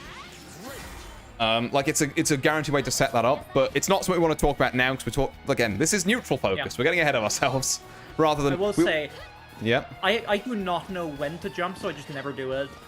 Which isn't a terrible idea, like, because if you jump too much, you know, you will die for it by getting 2H'd. Yeah. I guess I'm focusing more on, like, learning to punish, but that's getting a...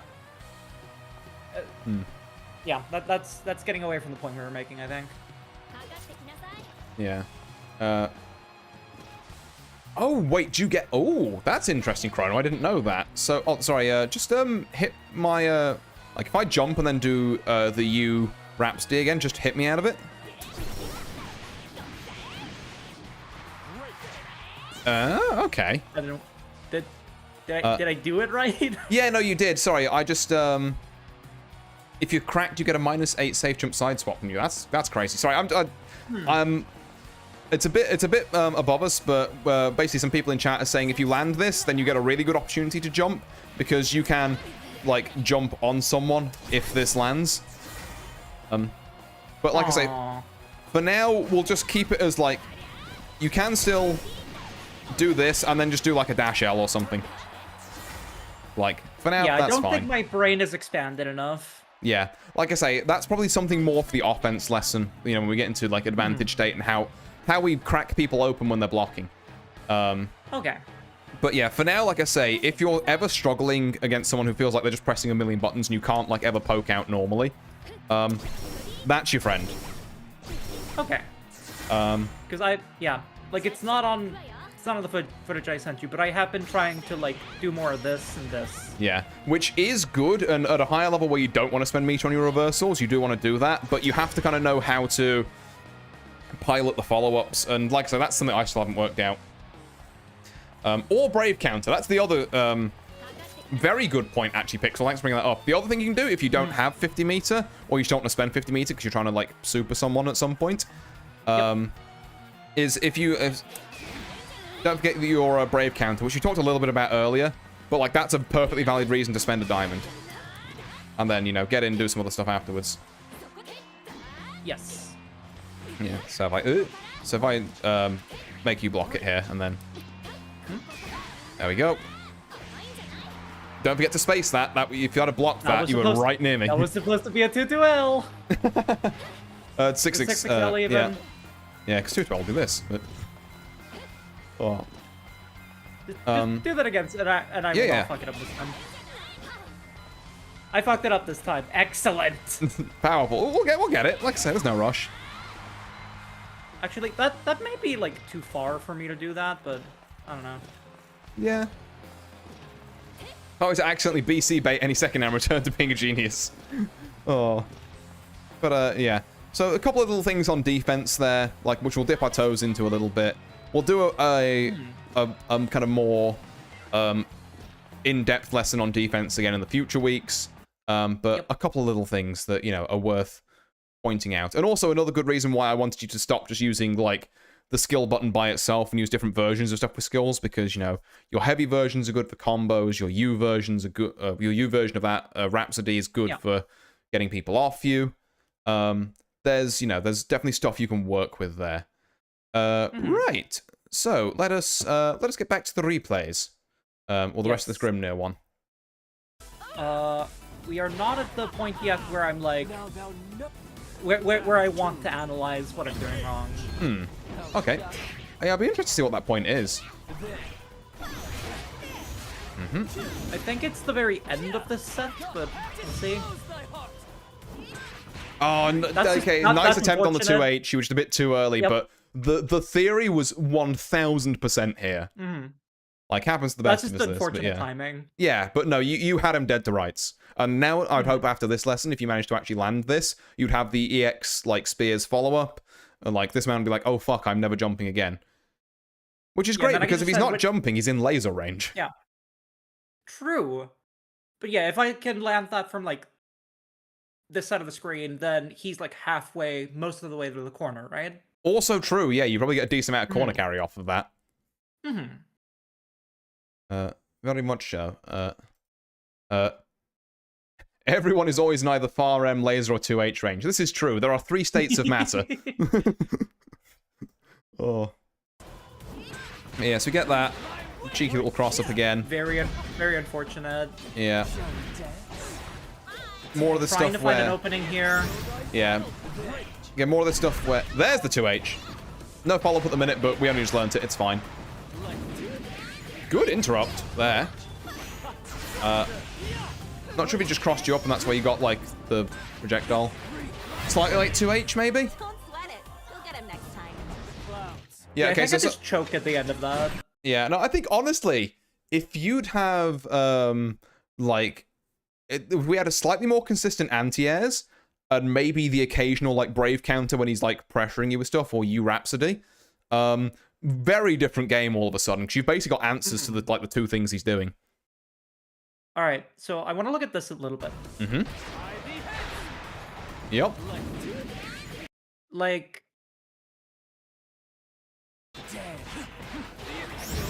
He reverses it on me. I hit him out of this. Yep. Get grabbed, idiot. Right, so, wake up throws. What do I do here? So, the answer is you mistimed your, light. So... Okay.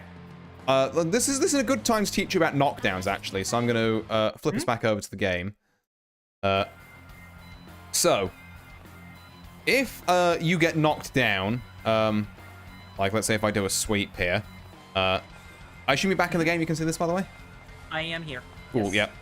So, if you get knocked down, there's a lot of time where I can freely do whatever I want, so, you know, I can do all this, and then you while you're getting up, the goal of, one of the main things you can do off of that is you can do what's called a meaty attack. So a meaty is... this terminology. Yeah, it's very common across basically every fighting game. And Pixel is popping the fuck off that we're learning about meaties. Oh, after 10,000 years! Oh. So a meaty attack is essentially... 85 streams. Oh, she was doing them but without the license. Oh. Do you remember how, I think it's in like the first couple of lessons? Are you going to teach safe jabs? Safe jabs I might leave for the offense lesson, but they are kind of in a similar vein, so I can explain what they are at least. So basically, do you remember how I said every move can be split into 3 portions? There's the startup frames, which is, you know, how long it takes a move to come out. The active frames, which are the portion of the move where it actually hits things, and the recovery frames, which is the recovery, you know, what you do after the swing. A meaty attack is essentially timing a move so that all of your startup frames happen while they're getting up. So you essentially give yourself a frame 1 active move. Does that make sense? See. So Yes. So if you if I do this right and you wake up throw. Wait. Not quite, I didn't get punished. But yeah, so just there you go. Do you see how it says counter on what it did for a second there on the left side of the screen? That's because I hit you out of the start of your throw. And I can do this with a much slower button as well. So I'll try and do it with heavy. There you go. Ow! Yeah. Yeah, so I can see why it's called that. Yeah, it's like even though throw is way faster than like a heavy button, because I did all of the startup of that heavy while you were taking a dirt nap, it doesn't matter. I now have the frame 1 heavy and I'm going to kill you with it if you press a button. I will say, like, there's a lot of I'm just gonna hit you real quick. Yeah. Like, I will accidentally go into this. Right? Oh, the low, when I mean yeah. When I mean to do this. But in a situation where I knock you down, my immediate thought as of right now is, get the fuck back up so I can hit you some more. Oh, yeah, and that's kind of a good instinct. Like, all you got to do is just wait for people to get back up and time it slightly. So I think close medium is probably a pretty good button to do this with. But you can do it with close heavy as well on certain knockdowns, but close medium will probably be a bit more universal. Or close light if it's like a weird knockdown and you have to like run up to get to people. Okay. But yeah, doing stuff like that. So if you do sweep and then I'm just going to mash throw and wake up and then you just practice trying to... Yeah, there you are. So you got me there. I mean, that was mashing, but like... That time you mistimed it. Yeah, see, mashing is not that because you'll only get it some of the time. You've got to learn how to time this. It's less hard than you think it is. Once you kind of get the knack of it. So remember, you got to knock me down first, so just do 2U, which is your sweep. Oh, 2U. Okay, okay. Yeah. There you go. Oh, slightly too early on the close heavy. Perfect. Okay. Yeah. I feel like I'm like decent at noticing when their iframes are done. Yeah, I mean, the good thing is that Grand Blue's a nice game and that get-up timings are standard across the whole cast and there's no one... There are characters in other games where either the timings are variable or you have some bastard characters like RoboKai who can... they have an option to either get up normally or they spend an extra second on the floor talking shit for the express purpose of messing up people's timing. Oh my god, I mean... Which is hilarious, but also, damn it, plus our RoboKai. I mean, like, this game just makes you get up, right? Yeah. I've played games where it's just like, no, I'm just gonna lie here, fuck you, I don't want to fight anymore. Oh, that's the Smash special. I used to do that, like, so much, where, like, you get knocked down, and I just lie there, and then as soon as someone get near me, I just like, and I press get up attack? You fool. I get knocked down, I'm not gonna get up again. Yeah, I get knocked down, and I'm just gonna, like, chill. Yeah, so, the soft knockdowns have variable get-up timing, hard knockdowns don't. Okay. But it is standardized on, like, XR and plus R, yeah, so... Yeah, hard knockdowns, so that's your sweep. I believe your, 6XM... I have to practice this. Oh, no, 6XM's soft. Okay. Because you could tech out of that. Do you see how you hopped back? You pressed the button on that one? Or I'll see if I can... So if you 6XM me... Yeah, you see how it says recovery and I, like, vaulted backwards? That's because it's a soft knockdown and they're much harder to, like, do meaties on. Whereas that's a hard knockdown. I can't do shit about that. I'm just like, help! Oh god, I got 6XH, help! There we go! Obligatory, why the fuck the character... That kind of knocks me away from you, but I guess I'm still in this race. I'm just gonna keep practicing, you can read. Yeah. In obligatory, why the fuck do characters have character-specific face-up and face-down get-up timings? Yeah! Fucking Tekken. Why is that a thing? Oh. Oh, not quite. Hold on, just reset maybe? Yeah, sure. So I'm not just doing this in the corner? Mm-hmm. Oh. That is the wrong one. If I just... There you go. Like that. Yes. I was slandering Exod with that, but fair enough. Oh, I didn't know Exod had that. I know Lean Tekken does. I know Virtua Fighter does. Oh, thank you, Vile. That really helps, actually. You might use my single chamber to throw makeup. Yeah, also another excellent point by Vile there. Yeah, see, training mode menus and bots are so overwhelming when you don't know what any of the shit does. Once you know, I just need a couple of these options to practice these certain scenarios. Like, yeah, I guarantee you, right, if you practiced, like, your meaties and your, like, counter anti-air combos on a bot, you will be better than most S-rank players. Like, I'm not kidding. Pressure, but okay. Oh, he got me. Yeah, slightly too early. Doing it that with 6XH is definitely bold because it's a very slow move. Should I just be doing... You can do dash light, but here? That was a bit too early. Yeah, okay. So let me just like so if you mash throw on wake up here, I actually just think run up like a medium might be. Oh, great. Just like not. Yeah, not any dashing buttons, but literally just run up, get right close to someone, and tap medium. That's like yeah, later than that.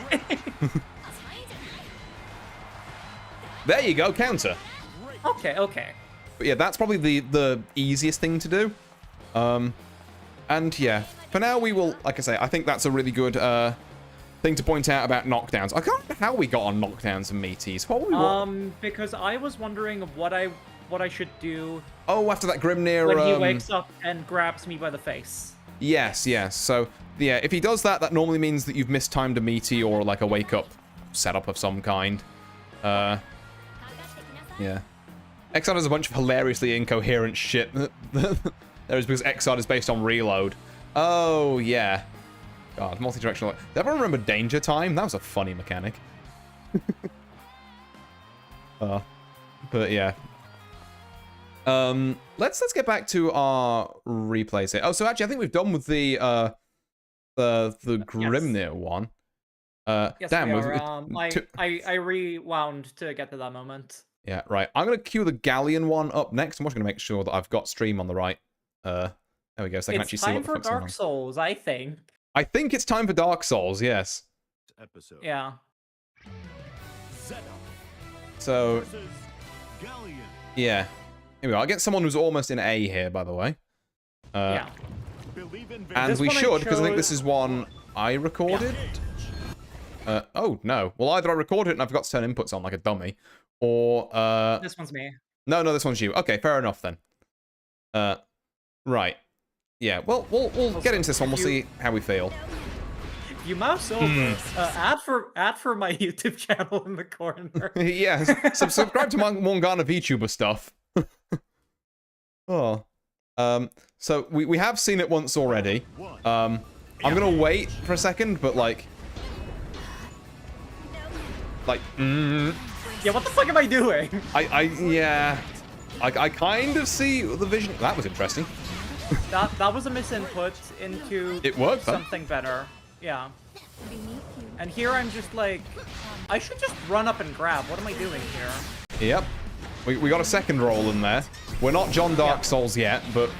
I picked this one because I know that this is all the bad habits that we need to squash. yeah. I can't just There's show a roll. up, like, here's the one where I did well. This is the one where the description on the video says this is kind of embarrassing. Oh, we could have picked up off of that. We could have picked up off of that, and we had the double rolling. Okay. I don't know why I did that at all. I know we're gonna say it later, but I'm gonna pop the cork on the rolling stuff now, because I've been holding it over everyone's head for a long while. Oh, I hate Galleon. I don't know. I don't mind her, but I don't think I play enough against her to have developed a hatred of her. Like, everyone tells me that it's a terrible matchup, but then again, I'm also the kind of crazy motherfucker who thinks Charlotte has a good matchup in the Vast, and everyone tells me that's awful as well, so fucking who knows. I did, the first time I fought against Galleon, I had someone who would spam her, like, jump thigh crush move. Oh, yeah. And I did learn, you have to fucking duck for that? Yes, it's one of the funny, like, hooligan type grabs. Do you know who else has a funny grab where she's airborne, but if you stand block her, she grabs you? Who? The fucking potato. Ah, I see. Yeah, she jumps at you. You don't see an issue. Yeah, no, I think this is fine. I think that's funny. Yeah, just don't stand block the move where I'm clearly airborne. It's that simple. I know every other bit of muscle memory is telling you to stand block that, but that's what I want you to do. Oh. But yeah, so rolls and spot dodges, we're going to talk about both here. Yeah. I imagine maybe you're using this a lot more because you're using the block button a lot more to block. They're a lot more situational than you think. Yeah, at this point in time. And I think this... Not necessarily in this matchup, but like throughout this I realized I shouldn't be using the block button, I should be actually learning how to block with proper inputs. Yeah, I mean, like, I would say there's definitely merits to using the, like... the traditional blocking system over the block button.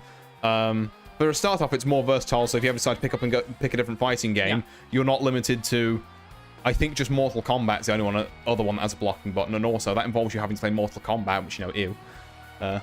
I will not be doing that, I'm gonna be so real. No disrespect to my Mortal Kombat what the fuck? Mortal Kombat fans, but it's just not my cup of tea. Yeah, I've never been an NRS gamer, personally. But hey, if it's your cup of tea, good for you. I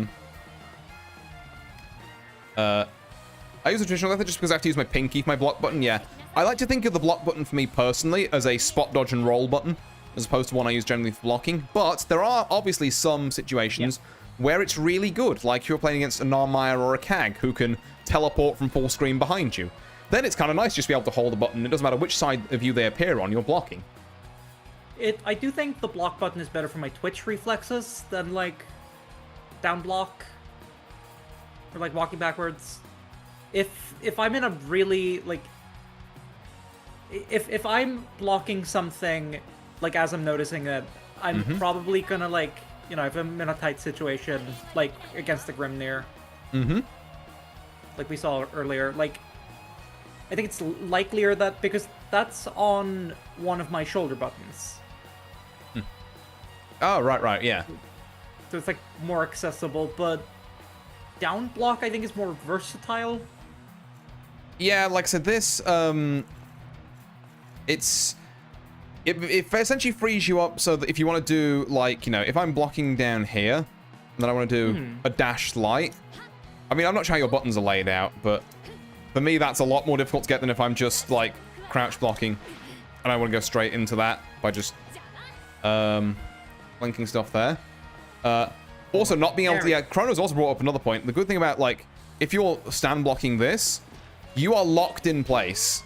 If I'm blocking by just holding back, I can, like, walk a bit to maybe just... So, if you're, like, trying to farm each of me, I can maybe just about, like... Oh, there we are. Yeah, so I can, like... Oh, with a Armenium, yeah. I can just about walk out the way of this.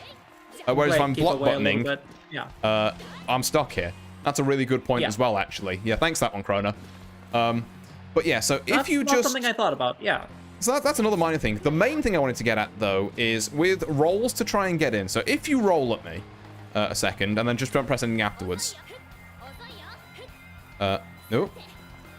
That's not even. That's... Hold on. I'm being lied to. Oh, no, hang on. Okay, so yeah, if you roll at me and then just do nothing. There you go. Do you see how you're, like, So yeah, that includes not holding the block button, sorry. Do you see how you're, like, minus a lot after the roll? That's not something I realized. Yeah, so rolls in this game are kind of slow to start up, incredibly slow to recover, and you do get some invulnerability in there, but it's not full invulnerability. So if you roll at me here, you see how I hit you out of it, even through the bit that's meant to be invincible? It's upper body and yeah, it's right? only upper body, so anything that hits low, or low enough, like, will blow you up there. I think even 2M might be able to hit you out of it, and that's not like a low hitting move, it just hits low enough that... So if you give it another roll here. Ooh. Yeah, see, 2M isn't even a low, but it just hits low enough that you can poke people out of it anyway. So, roll is something you use in certain scenarios where you know your opponent's going to do a move that is, like, so laggy that even with roll's end lag, you can punish it. Okay. It's something that, like, people think of, oh, it's a roll. It's forward, you know, it's forward-moving invincibility. That sounds good. Not nearly as good as you think. Yeah, no, that's exactly the fallacy. That's... Yeah. You hit the nail on the head. But then I have a follow-up question. Like a good student, being an active listener. Hell yeah. What is... Let's say we're at, like, this range, and I'm just laser beaming you to death. Uh-huh. What is the optimal way to advance to... Let's say we're against Galleon's a zoner, right? Galleon's a grappler, actually. She just has weird meteor stuff, but... Oh. Okay. But against a more traditional zoner, if that's the kind of route you want to take down, I thought she was a zoner. I think that explains the little fucking rolls. Yeah, but let's say that we're fighting against why can't I think of any zoner? We're fighting against like Fairy, Matera, Vikala, or yeah, any of those. Yeah. That, like, what's the optimal way? Like I said, if I'm just shooting laser beams at you, for you to advance, if I just keep doing this, like, I'm gonna let you block into this. Yeah, well, there's a couple of things you can do. In cases like this, even if you roll forward from here, you haven't got a move that's long enough to punish me, so I can actually roll forward and try and make some space, until eventually I'm at the spacing where, if I don't fuck the rolls up every time, like, okay, well, I can do stuff because this is a projectile is a slow enough move. Yeah, the other thing you can do is if you do laser beams at me again, You can also just walk forward and spot dodge. Which true. people will do. I think people have done against you a little bit in some of these replays. I hope we see one at some point. But yeah, spot dodge is better because it starts up faster, it recovers faster, and it's fully invuln. The only thing it doesn't do is the forward movement. But really, in most cases where you feel like you need invincibility or like invulnerability for something for a bit, spot dodge is your person, is your guy. Yeah. So I should. Okay. So I should get better at using this. Yeah. I'm a little bummed out right now. I was hoping that the Artie True emote would be on Twitch. It is not. I need it right now. Oh, I'm sorry. I only have so many emote slots. That is true. Oh. I got this one. That Yeah, we'll take Artie it conveys a similar feeling. Yeah, we'll take it. Oh. Far H and 5U, my beloved. Yeah, that is the Galleon lean dancing steps of war there. Yeah. So I think, yeah, I was just, I think, fundamentally misunderstanding Galleon's kit. Yeah, it's a part misunderstanding Galleon's kit, and also partly just, I think, overestimating the value of roll, which is something everyone who's new to this game, I swear, does. But, like, roll is for specific, like... The way I normally use roll is that if I encounter a fucked up setup, I'll go into a Discord somewhere and be like, hey, guys, how do you do this? And it's like, well, if you roll after this specific hit with good enough time, then you're just about in time to punish this. And I'm like, thank you. Other than that, or like rolling through projectiles to try and like get closer when I know that I'm far enough away that I'm not going to get punished for it, I don't really use roll. And I wouldn't recommend using roll at your level. Yeah. So outside of, like, say, projectiles. It's a trap, I guess. Yeah, it's a bit of a noob trap. Features, but yeah. I'm glad you pointed that out then. No John Dark Souls. Yeah, we are not John Dark Souls. This isn't the answer to every single boss in this game. I will say, though, while we're just standing in training mode, this is funny as fuck. Oh, yeah. Nope. Oh, it is very funny, but yeah, as a general rule of thumb, if you need, like, invincibility against things, do spot dodge, but, and then, like, 'cause spot dodge is a bit more widely, applicable. Yeah. But yeah, roll, I keep on the back burner. I guess, like, a part of this, the trap of, like, well, it's like I can hold block and then I can just move and I have some invincibility. Yeah, and then someone will literally just loses to this, unfortunately. Yeah. Yeah. Our music has stopped. Oh, yeah, sorry, Violet. I tabbed out in case we get the replay back up. There was a bit more we wanted to talk about. Roll can have minor use versus Zeta corner Oki. Yeah, the best of the ones that don't pogo a lot. I can't believe you haven't modded your game like I did.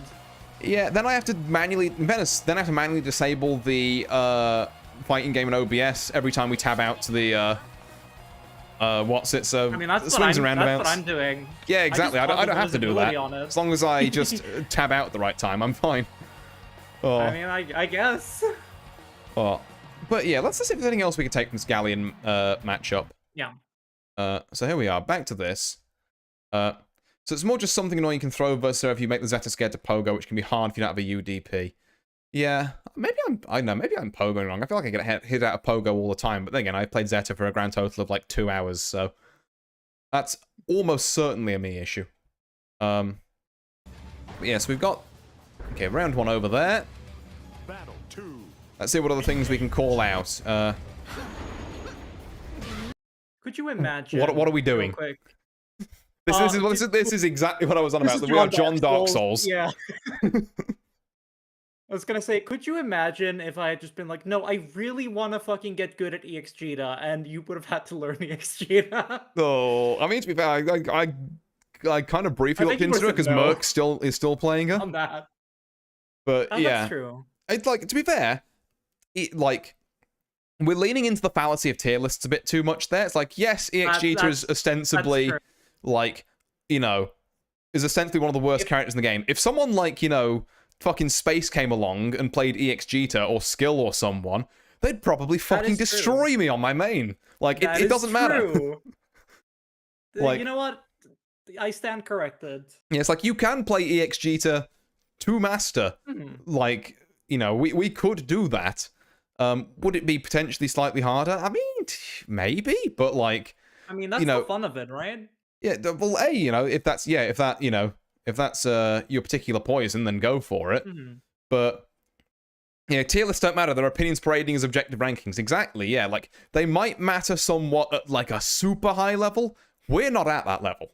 Like, like the tier list maybe matters to people who are in Grandmaster. Like, we're here in A. In card game speak, net decking is cringe. Yeah, exactly. Oh. They're in potentially relevant let's to the see levels John of the Dark players. Souls some more. Yeah, let's replay John Dark Souls' valiant movement into battle. Yeah. 1, 2, 3. Oh Why god. not I should have just ran. 4. But I will say, in this situation, because the other Galleon I fought against didn't really know what they were doing, I'm scared as fuck of that. I don't know how to deal with that. Oh, the meteor. Yeah. So yeah. You can see me hesitate. It's because, oh, there's a giant indicator on me. What the fuck is this? Yeah, look, Peter the Rock is here. We can go over that a little bit. Yeah. So, Galleon has moves, so she first has to, like, generally knock you down or, like, win neutral in some sense, and then she sets up the Rock TM. Yeah. The Rock is something she can trigger by pressing 5U, and it'll drop a rock on you that leaves her very plus. So if you're, like, in the Rock's area, generally, you kind of just... she wants you to kind of sit there and block until she's used it, at which point, you can start trying to play the video game again. Yeah. There is one problem with sitting there and blocking for a while against Galleon, in that she's a grappler. So, command grab...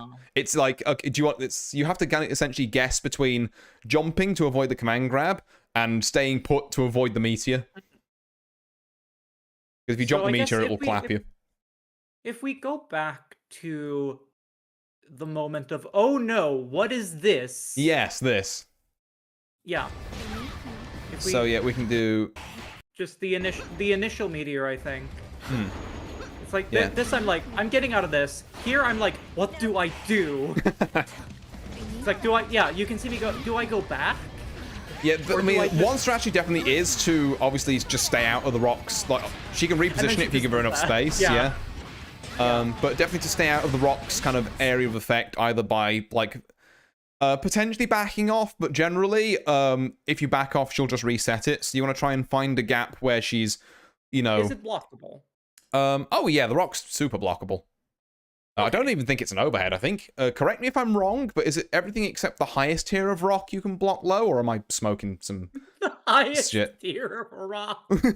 Oh, it's a mid every time. Oh yeah, so there we are. It's not like Kunzite. Yeah, I was getting it mixed up with 9 stuff, yeah.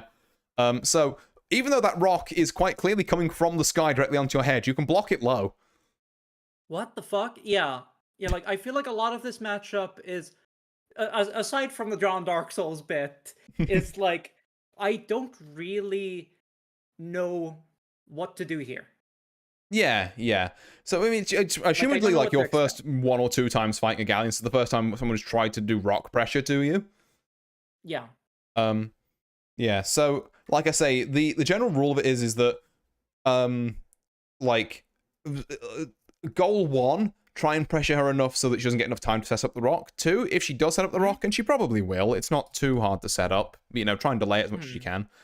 Try and be out of its range wherever you can, maybe by backing off and throwing lasers, or just charging into her with 6XL. She doesn't have time to, like, reset it or do any other stuff.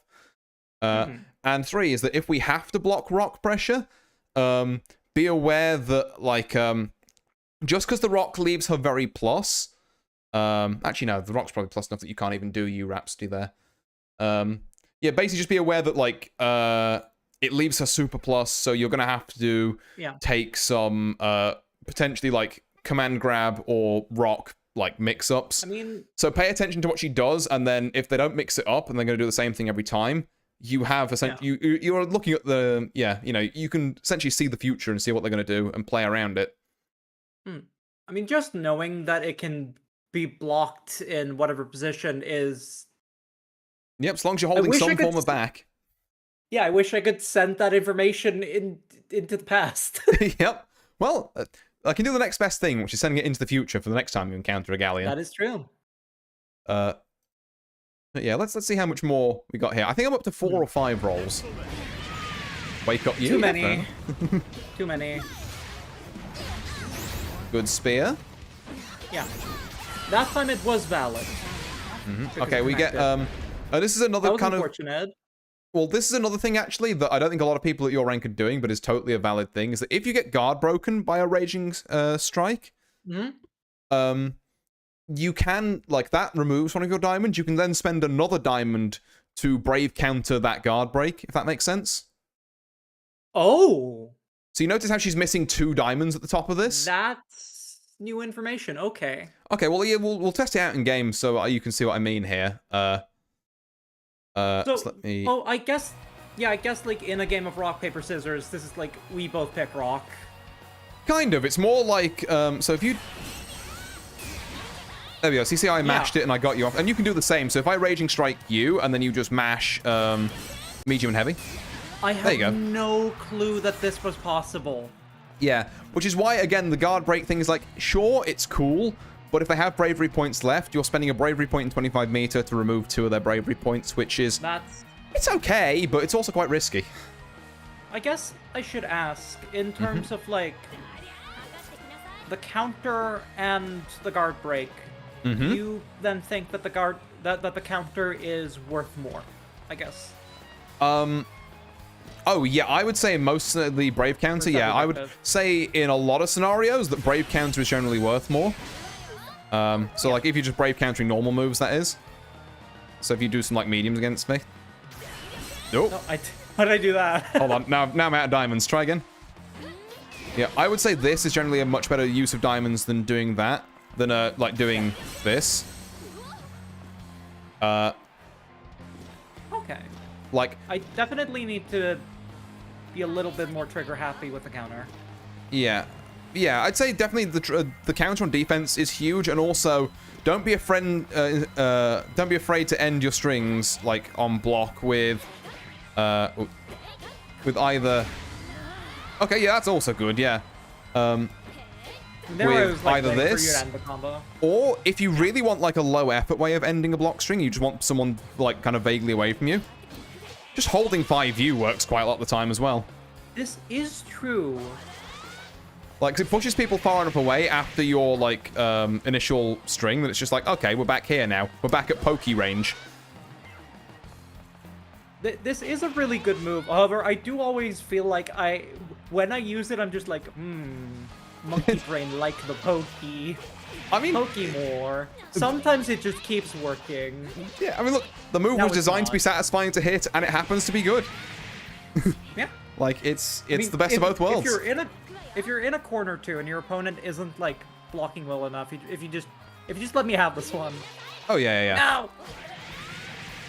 You can kind of, you can, like, catch your opponent and just keep them from... Infinite loop. Obviously, this mostly works against bots, but it is possible, and I think that's really funny. Yeah, if they don't block on Wake Up, you just keep doing it until they learn to block on Wake Up.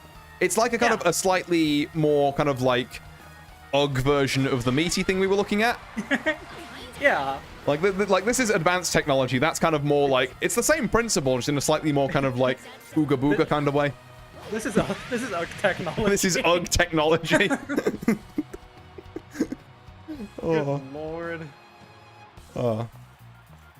But yeah, so that's an important thing that Galleon did there, and you can also remember is that if people have got brave points left, they can, like, spend an extra one to, like, brave count your Raging Strike, so it is, like, get out of a lot, but even if the guard crushes. Yeah. The exception to this is, if you brave counter once more, the exception to this is, you see how you're only on 1 bravery point now? So if I guard crush you, that takes your last one. You can't do that anymore. So it's situationally a little kind of like last minute gotcha against someone who's only got 1 bravery point, which is why it's always worth keeping half an eye on them. But generally outside of that, it doesn't get used a lot. Like, unless you're comboing someone, that's a bit different. But like on block, you don't generally see that a lot. But yeah, like I say, I would personally for now favor Brave counters over Raging Strikes, and we'll kind of get back into Raging Strike stuff at some point. You never know, she might have a setup for it. I don't know it yet, but she might do. Right, anyway, back to John Dark Souls. Oh god. I'm tired of John Dark Souls. Oh. That's At least, like, I will say, making me watch this back is like, yeah, no, that's I'm not that person anymore. I'm better than this. I've changed, I promise. Oh. But yeah, I mean, you proved it at the start of stream, like I say, when I was like, okay, can you get these, like, confirms off of, you know, like, Raging Strikes and stuff now? And you could. So, I think I could then, too. It's just, I fucked it up there. Yeah, just spaghetti in an actual match. Well, like I say, being able to do it in a training mode kind of environment, being able to do it in a match are two different things, because... Like, I've done it in a match, it's just that we have it in 4K of me whiffing it. Ah, yeah. Unfortunate in which case, but yeah. Yeah. You know, it happens, it happens.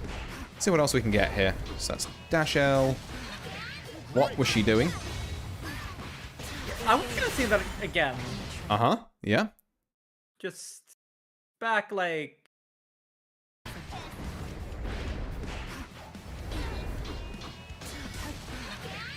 What? So what she did there, like this move where I was like, what is she doing? That is a command grab that grabs people out the air. I don't really know why she felt the need to do it at the end of a string where you were blocking on the ground. This is what we probably call an oops misinput that we took advantage of. This is an Etoble moment, yeah. Yeah, this is an Etoble. Oh, But, like, I do take advantage of this. Yeah, you get a little combo out of it, and then we double spear forward onto block. Nice 2H, though. Nice 2H. And again, had we done that in, you know, current time... Shouldn't have done that. Yeah, shouldn't have supered on block, because that will get you killed. But yeah, had we done that after this lesson, you could have done 2H into the spears. Yeah. She was low enough bravery point, she might have just died off of that. She was taking like 50% extra there. She was low enough health. Yeah, like, I think that would have ended it if I hadn't known to do that. Yeah. But just like these little, you know, these little bits you just add on to your game until you're like an absolute monster. I am noticing at this point, I'm at 1 total wins. Powerful. This, oh my god, this must have been like, I must have picked a super early one then. This is, I think, the night, yeah, this Wednesday night last week. Oh, damn, I picked a super early one, damn. Well, you know, you've got maybe the most valid excuse in that, like, this was literally my, like, second game. Don't be mean to me. I say as I call you John Dark Souls, but... No, but still, I need you to slap my hands and tell me to stop rolling, right? Yeah. And, like, and I think, you know, even if it's something you don't do anymore, it's good for me to put into, you know, into words and also into numbers and frame data, or why that's, you know, not the source. Yeah, like I said, I wanted to bring up an example of bad habits. This is the one. Okay, yeah. Right, let's keep it rolling here. Battle 1. Engage. That's my first 50 games. I mean, that... I don't think I played 50, but definitely double digits. Same. Yeah. Yeah, this is like... We have watched these in reverse order. Yeah. I messed with the order a bit because I thought it'd be nice to sprinkle things in, but I'm sure it'll be fine. Yeah. I think it's fine. I'm just letting you know. This is not the point where I have begun winning. Yeah. Well, there's a couple of things, as well here. Then there's like a couple of 6/6Ms we're getting hit by at the minute, but you know which are a low for Galleon, but. You know, we'll get used to the whole high-low blocking thing in future games. That's a grab, but you know, that's gonna happen. That's unfortunate. This man has fucking... He's in B, and he has 6/6H combos. What? Damn, okay. That was, yeah, that was just... That was a choke. One of those kind of just, you hate to see it. There, you know, we guess wrong on the blocks a lot. They happen. Sometimes you spin the roulette and put it all on black and it comes up red.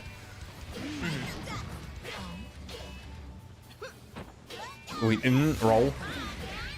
Okay, prime example of rolls being, like, not nearly as good as you think they are.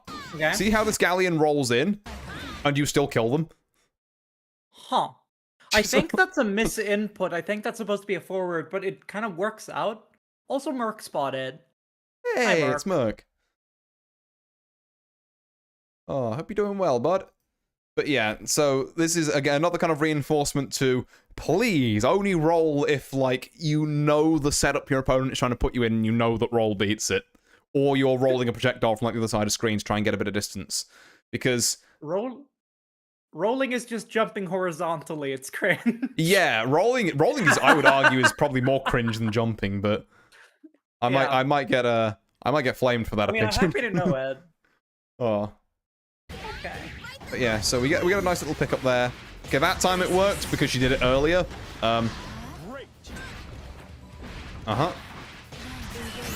Okay, we are not touching a lot of that, but it's fine. I did manage to get out of the corner there. But... You did, yeah. That's a 6-6M. That's a rock. That's a 6-6M. Okay, I think all... Rock. Sorry? You did block that rock, yeah. In fact, I think you might even have blocked it low. If I go back and look at it. Was it here? Yeah, rock setup. Yeah, we blocked the rock low and it was fine.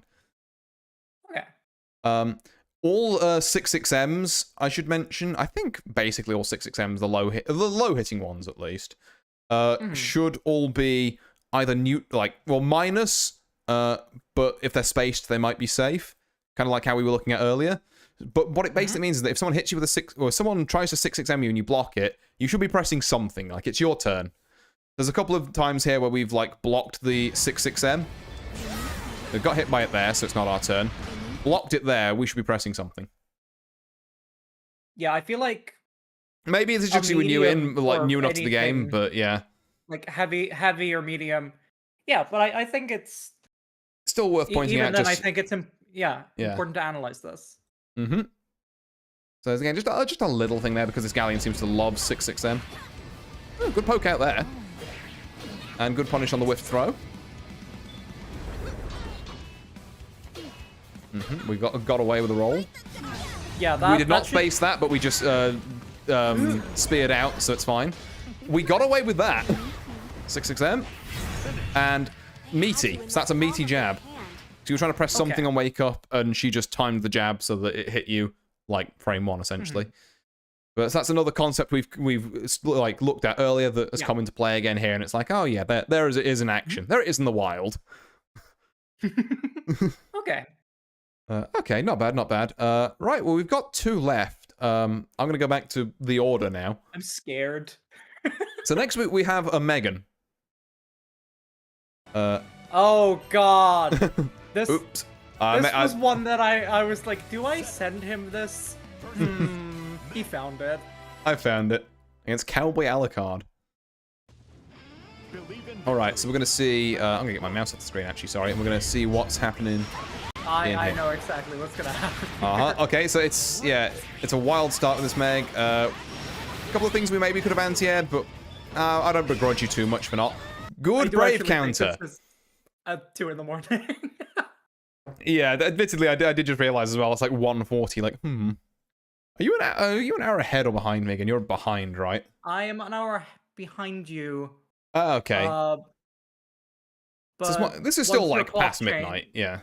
Yeah. Once your clocks change, listen. I'm an unemployed little gremlin. Okay. Oh, that's fine. That's what true fighting game champions are made of. Oh. But yeah, I want to say good brave counter here when you know she was pressuring you a lot. That's we want to see more of that. Good little combo there. That shouldn't have worked, but it did. It did, yeah. UDP is an invincible move, so that's one of the things that that meaty thing we were talking about. The only things that has to worry about is if someone has a move that's invincible on frame 1, because it doesn't matter if your move's out there, it won't hit. So that's Meg doing one of them there. Unfortunately on Zeta we don't really have one of those. We just kind of have to hold the meaty and suffer, or try you Rhapsody, I guess. But Yeah, so like one of the little disadvantages of playing Zeta is that we don't have a DP, but this is worth knowing that some characters will have DPs, but only on the U versions, which need 50% meter. So you can kind of tell that, like, if they haven't got that meter, it's like, oh, well, they can't do this, so I'm free to, meaty as much as I want. And then some characters have it on just, like, EX and medium, so they always have it available. Hello, it's me, the potato, I always have it available. I was gonna say, can you give me some examples? Yes, so Meg's the move she did in the corner here, that's her that's a DP that is only invincible if she does the U version. Charlotta, however, has invincibility on her U, EX, and medium versions of a DP. Jesus. I mean, I know, okay, I know why I don't have a DP. Artie's eating them. Delicious DPs. Oh yeah, Beatrix also has that as well, where I think U, EX, and M are all meterless. Catalina does. It's a case-by-case basis, and you'll get to know. But like, you'll know some characters just don't have DPs, and you can bully them. You'll know that some only have it on meter, and you can bully them sometimes. Genuinely? Yeah. I probably won't, but like, genuinely post-it note material. Honestly, yeah.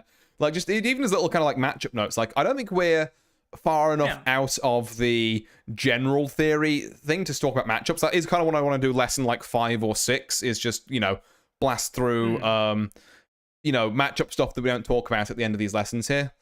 But yeah, like doing something like a lesson just on like, here's this lean fuck-ass character and what they do.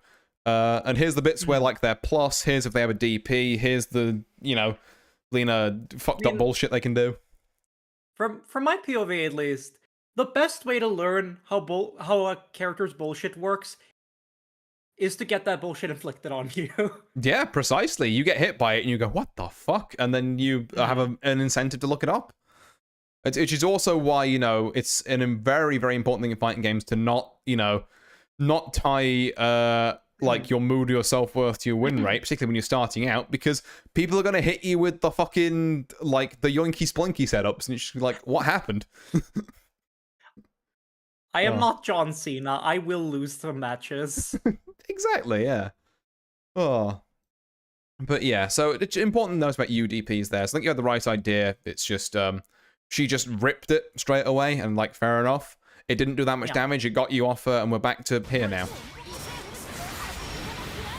Another kind of matchup knowledge thing, but the EX Shark is plus. So if she does that EX Shark, she gets to move again. But again... Why do I feel like past Mourn is going to make a mistake not knowing that? I did, yeah. It's almost like she did, but... Again, not something I'm like, oh, you definitely should have done that differently. It's obvious. No, it's not fucking obvious that this is plus, but... it's just a thing that'll stick in your head after you get hit by it enough times and be like, oh, yeah, I shouldn't press there. Oh, yeah, I remember that sucking. Yeah, exactly. Yeah. So we've got that. This I can get at you about. What are we doing? What the fuck was that? I don't even know. This Meg is slap. What was that? This Meg is jumping 2/3 the screen away from me. I think I will super. I don't even know. Yeah, no, it happens sometimes, but I think this is another kind of thing where we don't want to do. Actually, we've got the inputs on screen, so we can see if that was meant to be something else. Giving myself the benefit of the doubt here. Was that me failing to hold U? Was that me maybe wanting to go up, or no? What that was is. You've done the simplest input for DP. So you've there's 3 ways of inputting supers. There's double quarter circle forward and heavy. There's single quarter circle forward and skill, or there's pressing skill and throw at the same time. You've pressed skill and throw at the same time on the left there. Yeah. If that's a misinput you're prone to making, you don't want to get raw super out of it, you can turn that off in the controls. So you can. That was supposed to be a super for sure. I'm just wondering if it was supposed to be the other one. Oh yeah, in which case you need to add a U to that. And I guess that at least Yeah. would have been angled upwards. It still wouldn't have hit. She was miles away, but Yeah. Regardless, bad etiquette. yeah. Well, I mean, not etiquette. It's just like it's it's not etiquette that you've been rude or anything. It's just it's not going to work for the purposes you want it to. No, I mean etiquette as in don't do this. This is cringe. Oh yeah, you can view it like that for sure. You can view it like that. But yeah. Okay, so yeah, this super aside. I guess I'm trying to say. Yeah. Yeah, no, I think that's just I think that's just a bad Hail Mary. Yeah, that's fair. We are learning more things about Meg. The more I watch this, the more I realize that this Meg is literally just knowledge checking you. And like, if you'd played a couple more games against her, like with some pointers, this shit would not have hit. So remember how I was ragging on rolls a lot? Yeah. So Meg has this move where she like she jumps at you, and then she gets to do certain follow-ups out of it. So this thing, she can either like kick down straight at you, she can do a projectile, she can like do a grab if you're not if you're not blocking, I think. It's a weird hit grab thing. Or she can just like flip back off. She's doing the projectile here. So this. So you've seen the flip, you've seen her go back, and you've been like, aha, it's my turn to advance. Yes. And it's not, because there's the light, the kick, or the medium, which is the projectile, would have both caught this. The projectile also has the honor of being plus if you block it. Because Meg has a lot of these plus frame things, because obviously she's meant to be like nimble, fast, get in, annoy you. Like, she doesn't do the most damage, but everything is plus. What you can do here, though, is if you know she's going to do the projectile, this is the one time where rolling forward is a good idea. When we needed him the most, John Dark Soul vanished. Literally. God damn it. Okay. And again, this is not stuff that, like... that's a cool frame. It is also a cool frame for doing the projectile, yeah. This is, like, not something I am at all expecting you to intuit if you fight a random other character in the future. This is just stuff that I thought I'd list off that's matchup specific while we're here. But for God's sake, don't beat yourself up for not knowing the shark was plus, or what the fuck this flip move was, or that she didn't have does or doesn't have a UDP. She does. I mean, how was I supposed to know any of that? Exactly, yeah. It's the classic Mahjong defense. Your Honor, how the fuck was I meant to know he was waiting on 3-pin? Yeah, exactly. Yeah. Like, it's, it's stuff that I'm pointing out because it's, it's good to know if you struggle against a Meg in the future and you need to come back to this for, like, a refresher. I'm not even really expecting you to internalize much of this at the minute. There are things I'd much rather you internalize, like, do a better anti-air combo, and for the love of God, don't just RVS forwards. If it helps, I will watch this back. So when I'm, like, and then I can focus less on what is he saying to me now and more, wait, what was that? Yeah, you can... It's really the advantage of having this as a recording. Oh, for sure, yeah. It's all the advantage of me like, dual streaming, as I do, because the VOD's just there when the stream's done. It's great. Exactly. But yeah, so we got hit by this. We didn't know. That's fine. We're just going to spear her after that, because she doesn't know what to do after that. I was going to say it's the... Oh! So, yeah. That was bad. Yeah, kind of. I would say, Wait, like, did I not lose a diamond on the first one? You didn't lose a diamond because the diamond doesn't get spent until the first thing comes out. But this is another... Okay. Another thing, another kind of, thing against doing auto combo into Raging Strike when it's on block, is that people could just hit you out of it. It's kind of slow. You can get hit out of it. If people are super expecting it, they can spot dodge it. And really blow you up for that. It's, like I say, there are better things to do after the auto combo than this. I will say, I feel like a big takeaway from today's lesson is Raging Strike is not as powerful as I thought it was. Yeah, it's great. It's good, but... It's great if the first 3 hits of that auto combo hit, because you get to extend. And if your opponent's already being hit, they can't obviously do any of this poking out of it or spot dodging nonsense. If it's on block... Yeah, we don't want to be doing that. We want to be doing, like, anything else. Even if it's just holding you is probably much better than that. Really? Okay. Yeah, I would say. I mean, as it turns out, she doesn't expect you to just mash it again. Also does the thing where, like, she gets guard broken and spends a second bravery point to get out of that. She is now ascending to heaven. Apparently. That's such a moment of, okay, but I wanted that to work, though. Let's do it again. It's like, I'm going to keep mashing it till it happens. And granted, I do come away with more material here. Yeah, this is true. Yeah, you spent, like, a bravery point and 25 meter, and she spent 2, so... Particularly because Meg's not got the most amount of health anyway. Like, if you hit her a good couple of times, she can be in some real trouble. Did we try and 2H that? Now I've got inputs on, so I can see. Now you have proof. I have no idea.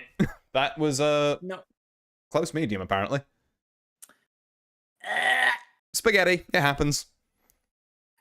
Like we'll improve it for the future, but just another mental note. +1 to the 2H is kind of cool actually. Counter. My only excuse here is womp. That's fair. Okay, this Meg's misspacing everything. We love that.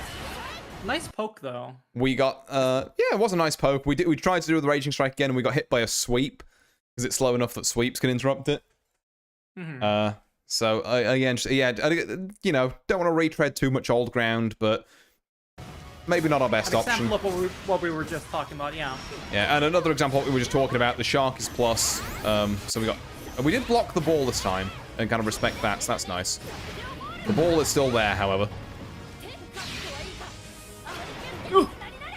No, we could have punished. Okay, this is one thing to... Okay, so first off, masterful fucking block on the wake up super. I'm not sure. I'm genuinely curious here. After you got UDP'd the first round, did you think she'd like try and do that again? She just wanted to block and see what happened. Like, was that the thought process? Hardy, this was at 40 minutes past 1. I don't know. Okay, you know what? I was giving you an out. You should have said, look, okay, I'm going to teach you another very important piece of fighting game advice. If it works, you meant to do it. Okay. That's kind of antithetical to me though, because my honesty is like I don't fucking know.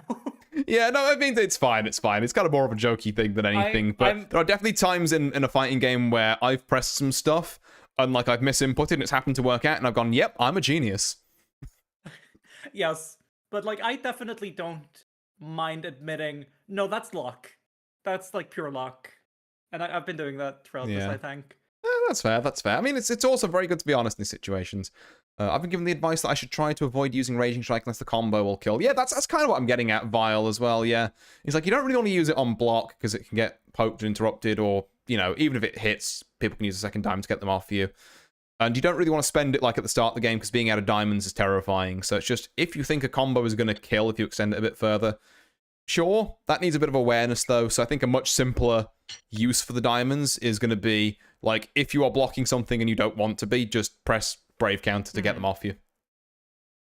But yeah, so anyway, supers. If you run up and block them, or if you happen to find yourself blocking them... oop, I pressed the wrong button. There we go. They are minus, like, 1 billion. You can get a close heavy here every single time into whatever you want. Okay. Oh, even better, actually. I think we got a safe jab somehow. So, I guess this is actually a very good time, because someone brought up safe jabs earlier. And you've done one accidentally here, which is hilarious. So let me go back. Love that. I cannot point it out. So, do you see how you're jabbing here as this Meg gets up? Yeah. So, a safe jab is, I guess, kind of an extension of our meaty concept from earlier. So, do you know how, like, when we were knocking each other down, doing meaties earlier, we were trying to time it so that the active frames of our move were, were hitting people as they got up.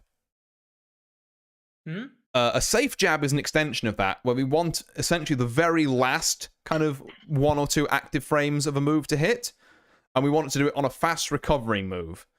The idea being, if they press a non-invincible move, we'll hit them, because the move's out there. If they press an invincible move, there is a difference between when that move is invincible and when that move is active. So if they press me invincible, our move will whiff and we'll be able to block before they can actually hit us. So it kind of covers both options. Oh. Now, they can Okay. be a bit of a devil to time. So the fact you've done one here is actually crazy, because I struggle with that a lot, doing safe jabs. It's, like, very specific. But this is a way of covering... Okay, so if someone wakes up and block, my move will land, and it's a close light, so I can press more stuff.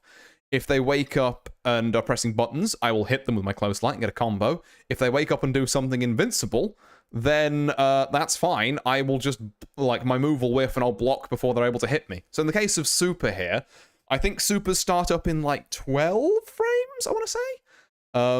And your, like, close light has way less than that in recovery. So if you time it right, you can light them, check to see if they're doing this, and then if they are doing something invincible, you can just be like, actually, I take these backsies and block this. That's right, I meant to do this. I'm a god. Yeah, see, there we are. She's getting it now. the biggest brain. Can we get some Mourn danks in the chat? Oh, what's hi there, Droid TV? Nice to see you. I hope you're doing very well. Hey yo, right back at ya. Dank, hell Hold yeah. on, let me get the more dank. Yeah, let her get it. I think this is another emotion this conveys, just big brain. True. It is every emotion. It's a microcosm of every single one. Welcome to the Skeleton Army Druid TV. Your bones are forfeit after you die, so you can party forever. Yippee. Yeah, so, a very nice safe jab. It's a shame we didn't punish the blocked, super, but we'll get there. And also, now you know what a safe jab is. Yeah. Yeah, they're called safe jabs. You first. I was gonna say, they're normally called safe jabs because you do them with, you know, like your stand lights, your jabs in Street Fighter or whatever. Because they tend to have the fastest recovery, so they're safer to the most things. If that makes sense. It's Icelandic. No, don't curse me with the stupid frog ad from like 2008. Don't do that to me. Yep. No, you know I'm Icelandic because I cringed at that. Oh, damn. Additional bleed mental warfare going on in chat, apparently. That which I cannot even explain because it is a really specific reference. Huh. Oh. So I have the Twitch tag. I mean, if that tag wasn't there, I don't think you would be able to notice. Although I do suppose my T's are very harsh, but... Yeah, like I say, I don't think Icelandic would have been the first place I would have put your accent, but hey-ho. What do you mean? I'm totally Canadian. It might have been on my guessing list. But yeah, anyway, so what are we doing after this block super? So yeah, they get the turn back, so we didn't press anything, which is a bit of a shame, but you know, it happens. There was a scrambly situation. Yeah. We do lasers. And I think... Oh no. She needs to stop doing this. She does need to stop doing this. Cast Mourn is a menace. Make her stop. Okay, we got a couple of lasers in there, so there is one thing I want to bring up about lasers. Okay. So we're going to hop back into game for a second. And this does loop back to my don't just use the skill button kind of like raw kind of thing. So, you know how I said earlier that... Oh, there we go. So you know how I said earlier that we can do like projectiles, but if you try getting in against me, so you can try and like spot dodge or roll your way in. Yeah. Yeah, there we go. So, Yep. if people are doing that, I thought this Meg did it, which is why I said the replay, but apparently I got the wrong one. Now, try doing it again. Wait, hold on. Uh-huh, yep. Okay. See, it was different that time? So, the thing, when you're doing lasers, you're just pressing skill, I think, so you're just doing the light version every time. Which has one set timing to it. If you do the medium version, you can hold it for a bit. Which means that if someone is just trying to spot dodge every one of your light lasers, you can wait until their spot dodge finishes and then let it go. A hydrate has been redeemed. I am out of things to drink, even though I had 2 drinks. So, unless Artie lets me go run and get water, I can't do that. I mean, you can go get water for a second if you want. I can keep chatting to chat about fighting games gone by. I feel like I have to honor the hydrate. Yeah, no, go for it. Oh. But yeah, I think how's everyone else chat? What were we talking about? Pardon if the Icelandic meme's got. I'm like, I mean, not a problem. No, it's you know, it's interesting to know about. Oh, game is frozen for us. Oh God. Thank you, Vile. OBS hates me. It hates me. It wants me dead. Hang on. Water is dead. There we are. Apparently, during Also, all that last bit, my game was frozen anyway. So we will do that again. Also, I feel the need to comment on Iceland is the biggest country. Why am I being like orbitally struck right now? Why? You come in here and you punish me with bad Icelandic memes. Honestly, good on you. All right. Hell yeah. I have water. It is drank. Thank you for waiting. No, not a problem at all. Right. So, yeah. So currently, when you're doing your lasers, you're just doing a lot of kind of like the light version. Which means that, you know, if I just keep doing that, you can roll your way in. Yeah, then we back off again. What I want you to start doing is mixing in some of the medium version as well. Because you can hold the medium version for a bit. Which means that if someone's trying to just roll the timing on your light ones consistently, you can mix them up and you can make them guess. That is true. I mean, that's basically what I've been trying to do, but I didn't realize I could just hold that. So if you try to, like, come at me... Yep. Ooh, hold on. Yeah, see, that's just, I think, using light versions.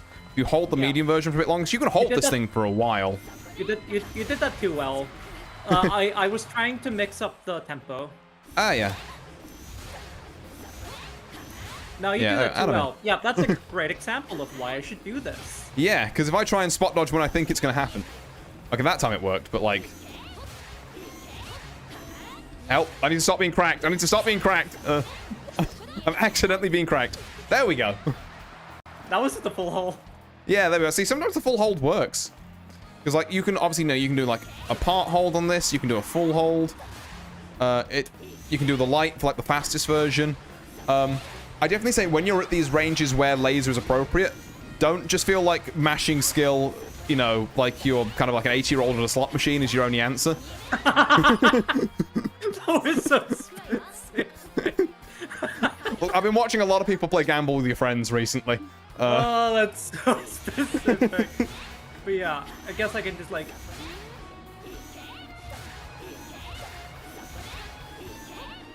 Oh, yeah, see that one because I spot dodged way too early. Yeah, exactly. Yeah, you weren't... Yeah. Like, and then once people learn that you can't just like spot dodge or roll through your stuff, they have to work their way in so much more slowly, which gives you so much more time to poke them with these, or if they decide, fuck this shit, I'm jumping, you can 2H them. That is true. Because, like, this is how we condition people to say, the ground game is ass, I don't want to be here, I'm jumping. And then we hit them with fat 2H combo and win game. Yeah. Yeah, I guess, like, you're pressuring them on the ground so that now you're pressuring them into the air. Yeah, yeah, because they don't want to be here guessing. I can do this. Yeah, exactly. They don't want to be here guessing when to spot dodge any more than they have to, really. God, I hope I remember all of this. Well, like I say, I've dumped a lot on you. I'll go over the most salient points, like, at the end. But, Already. Legally, my brain is a type of Swiss cheese. Elaborate? It got holes in it. I see. Hole for thing going in or hole for thing going out, or both? I forgot. I see. That answers that question. Oh. But yeah, no, I mean, like, jokes aside, I can always just go check again. Yeah, and like I say, I will try and put in, I think of the most salient points we've learned for neutral from these replays, at least, because I think it's, definitely worth doing. But I believe also we have one more to watch. Yes, I have no idea what the fuck this is gonna be. This is against a 6. And this is also your only replay that someone's liked. What? I don't know who liked it, but someone did. Actually, I think someone other than me, I also accidentally liked it while trying to record this. You'll probably see it on the right. Please ignore. I fat-fingered. So it's got 2 likes, is what you're telling me. It's got 2 likes. You're kind of like a celebrity. Oh! This may be the one that I didn't include because I didn't want to like send you a million videos. This may be the one where on my recording, I go, ooh yeah, baby, that's what I'm talking about. Yeah, maybe. That's what it's all about. Oh, but yeah, here we go. Unfortunately, I won't have that soundbite on my end, but I do want to preface because I'm doing this at Gremlin Hours. I fought this guy a lot. Oh, okay. So I feel like I learned a lot, you know. Yeah. Like I managed to read him very well towards the end. Yeah, okay. Good to know. Good to know. We will see how much that carries off. I can't remember whether this is near the start or the end of that run. Neither do I. Believe in victory. Also, RT press hide guide, please. This is towards the end. There we go. I accidentally liked it and then hit the guide. There we go. Okay. God, good little delays as well, because he's trying to brave counter before he's blocking anything, so he's getting Raging Strike and you're blowing him up for it. Misinput, I think. Possibly. Don't do that. I mean, like, that's not what we do to punish that, Seox, but also, yeah, we double our best forward, we've covered it. He really liked the jump. I think we get to see it here, where I just start noticing that and I go, I mean, I'm just gonna block it. Yeah. I mean, perfectly valid thing. It is like a fast kind of like, if you're talking about his, The like back jump, forward jump. Yeah, the back jump, which I almost called a Barcelona, but that wouldn't make a lot of sense. Being raided. Oh, we got another raid?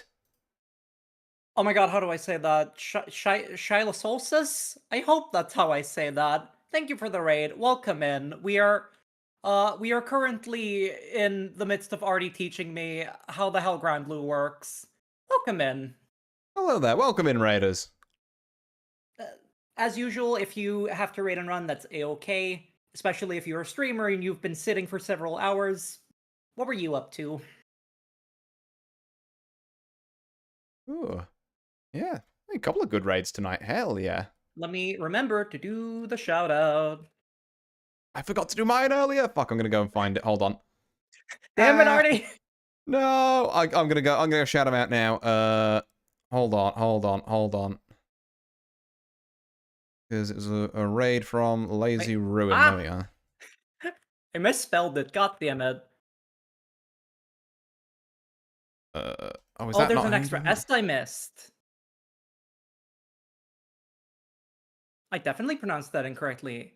There you go. Yeah, Shy Solstice, right? I'm shouting. Yes. Trying to get Seox to master this challenge. Well, good timing. Yeah, we have There is Seox present. There is Seox on the screen right now. Right now. There we are. I did that. Because I should have done that earlier, and I forgot. But yeah, we're not quite at the master level yet. I think this is Mourn's like 3rd week on the game, so we're just going over some replays and some general like habits in neutral and how to move about a bit more. We haven't done. I guess we've done movement in the case of don't send Arbus forward twice, but honestly, I thought I was gonna have a lot more to say on like movement. The only thing I would really say is because you're holding the block button, you're getting a lot more roll forwards, and you're obviously staying locked in place a lot more. Yeah. But being a bit more fluid and blocking kind of like the traditional quote unquote way, I think could be of some value to you if you can get used to it. Cool. I'm a Charlotta player, fellow potato. Let's go. Hell yeah. Artie loves the potato. We love the potato here. King. Oh. Zero good matchup, zero cares in the world. Let's go. Oh. But no, I do, yeah, I am also a potato main. And yeah, if you catch me playing Granblue on a normal kind of, on a normal day, that's normally what I'll be doing. As for right now, though, we are looking at Zeta versus Seox here. Seox or Six or That does make this an Sheesh. abnormal day. It does make this an abnormal day, but it's DOJO, so it's the best kind of abnormal day. Right, let's see what we can do in round 2 here anyway. Okay. Okay, a couple of lasers to start us off. Rolling a projectile. I mean, it's a kind of a good idea to use a roll there, but I do still think you were rolling into him with, like... with ill intent sounds weird, but you get what I mean by that, right?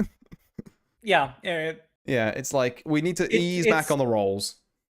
It is correct for the wrong reason, I think. Yes, you have done the wrong working out and got the right answer. Yeah. I'm doing 1,000 calculations and they're all wrong. I was called a dirty potato main last night. It was very unfortunate. I told him to put respect on the potato name. As you should. Yeah. Oh.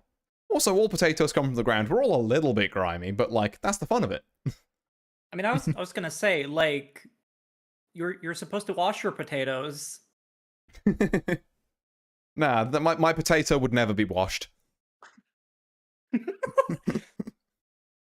Oh.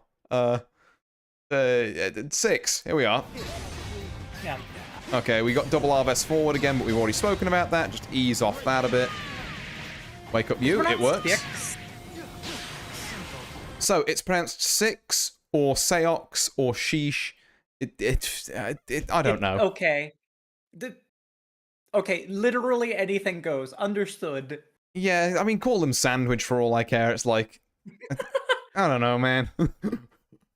So anyway, the fight against Sandwich. Yeah, the fight against being... You know I'm gonna call him that forever now. Sandwich. Oh. I like how every Arxis fighter has to have one character in the game that the announcer just pronounces wrong. I don't know why. Like, for this game, it's Seox, where it's clearly spelt Seox, but the announcer says Sheesh for some reason. I guess they also call Ladiva Fastiva, but Ladiva's called Fastiva in Japanese, so I can kind of forgive that one. Why the Xrd announcer called Potemkin Junkman, I don't know. What? Yeah, I don't get it. Just every Arxis game has the one character the announcer just fucks up on. My potato is Gold Master. I've not learned anything about Seox, but I got him to S++3. Hey, also a fellow Gold Master potato. Yippee. Oh. Yes, that's pretty cool. Good to see a fellow potato out in the wild. Follow Artie for Honest Potato Gaming. Well, potato gaming at least. Honest, about that. Sometimes I get away with some bullshit. But yeah, Okay, I think we should finish this replay. yeah. Let's just finish this replay. Before we get to a topic. Yeah. That's a really good punish for me, I Oh, think. corner combo. If we'd have ended that with super, that would have been amazing. Yeah. So that's one of the situations where we do need to use super when we're on the end of a combo. But yeah, W. Just generally very solid stuff. You move so fast, you must have unleashed like what, 3? Anyway, This is, I think, the 3rd or 4th match against the same player. And honestly, I learned a whole lot from fighting against this guy. yeah. Even though like towards the latter end, I was kind of I felt kind of bad, like I was just crushing him. But like I don't know, I kind of here like in this match, I was kind of focusing on like, okay, I can tell what his bad habits are. How do I punish them? Yeah, and that's exactly the kind of mentality, you know, you should have. That type of thing. But yeah. Oh, I just realized because never mind. I need to go and fix my overlay later. But and that's completely throwing me off what I was about to say.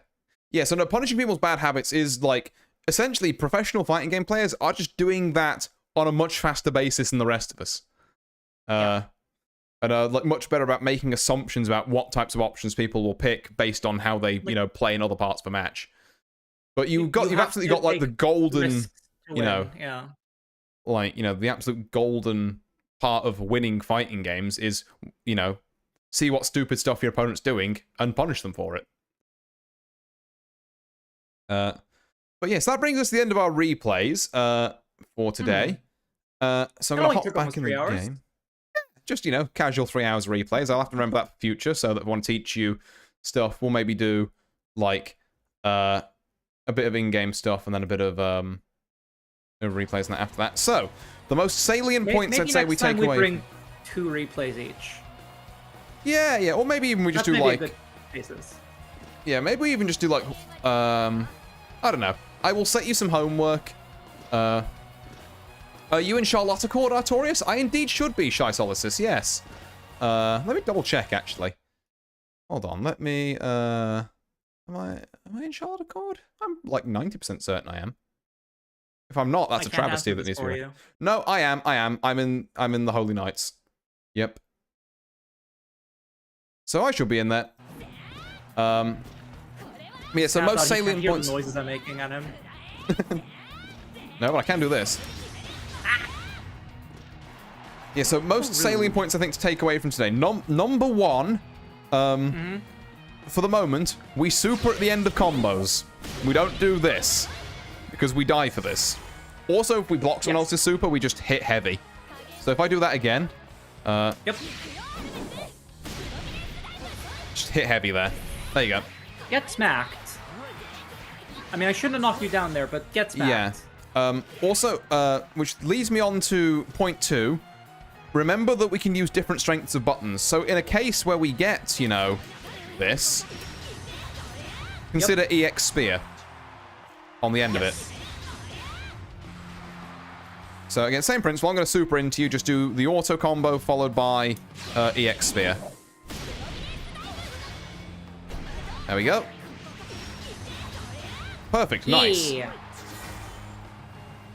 Nice, I'm on the Discord. It's been sort of dead since I stopped being the VC there. Oh, well, thank you very much for the follow, Shy Solicus. Also, I believe that brings me up to 200 followers. Hell yeah.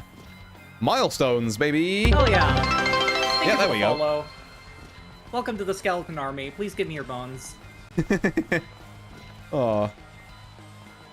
Yeah, no, I remember there being some generally quite nice folk in the Charlotte Discord. It's a nice time in there. So yeah, we've got anti-airs, we've got don't do raw supers, don't always RBS forward twice. This is gonna be a big one for you. Like, remember, if it doesn't hit, back off. Yeah. And I would say, oh yeah. There, I should have hit you again. Yeah, well, sometimes it can be difficult to hit confirm. Like, even for me, sometimes, like, if we, like, the way to tell is if, like, we're just doing it raw.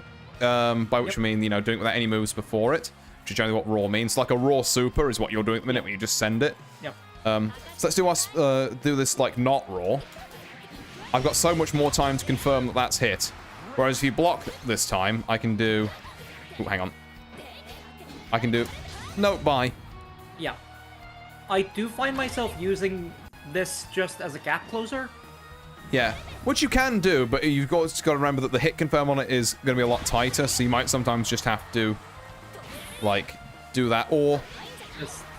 But from some of the ranges where you'd use, spear. 6XL, my beloved. 6XL. Yeah. It's Granblue. It's a goat button on basically every character. Yeah. I need to... I mean, I feel like I use it plenty, but I need to, like, really use it. Mm-hmm. Yeah. Like... You can almost never use it too much. It's that good. And then on the subject of others, variety or other types of special, don't forget we've got light and medium projectile. And if we're getting pressured on defense and we've got 50 meter, we've got U Rhapsody.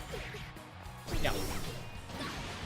It actually stays armored for like quite a while. Oh, even if I hit into that after it starts, that's interesting. Yeah, like that was probably the latest you could have hit for it to still trigger, yeah. But yeah, that stays like that for a while. It was a pro from close range too, so like yeah, that's interesting. Yeah, it's great because it gets people off you, gets you more chance to 6XL in at them or something. Is that like that works from any range, right? Even if I jump on you, even if I hit you low. Definitely if you like, yeah, there's gonna be some like characters that are like super far range that maybe it won't connect with, but most hits, if someone's like up close pressuring you, it'll deal with. I'm not sure if it'll work on like a fucking fairy like whip, but I don't know, maybe it will. It'll definitely work on jump-ins. So if you like jump in at me and I'm not 2Hing, then Ow. yeah, you don't get the full animation, but you do get it, which is again another reason why if someone's jumping in it, or if someone's gonna jump in at you, you just do the. Oh, I fucked it up, but you get what I mean. Another takeaway from today. Didn't know you could fucking do that shit. Yeah. And another thing on the use different strengths of buttons, because you're not using the down special for much else anyway. Yes. So Like you I may said as earlier, well. I genuinely didn't know that this was its own cooldown because they look identical. Yup.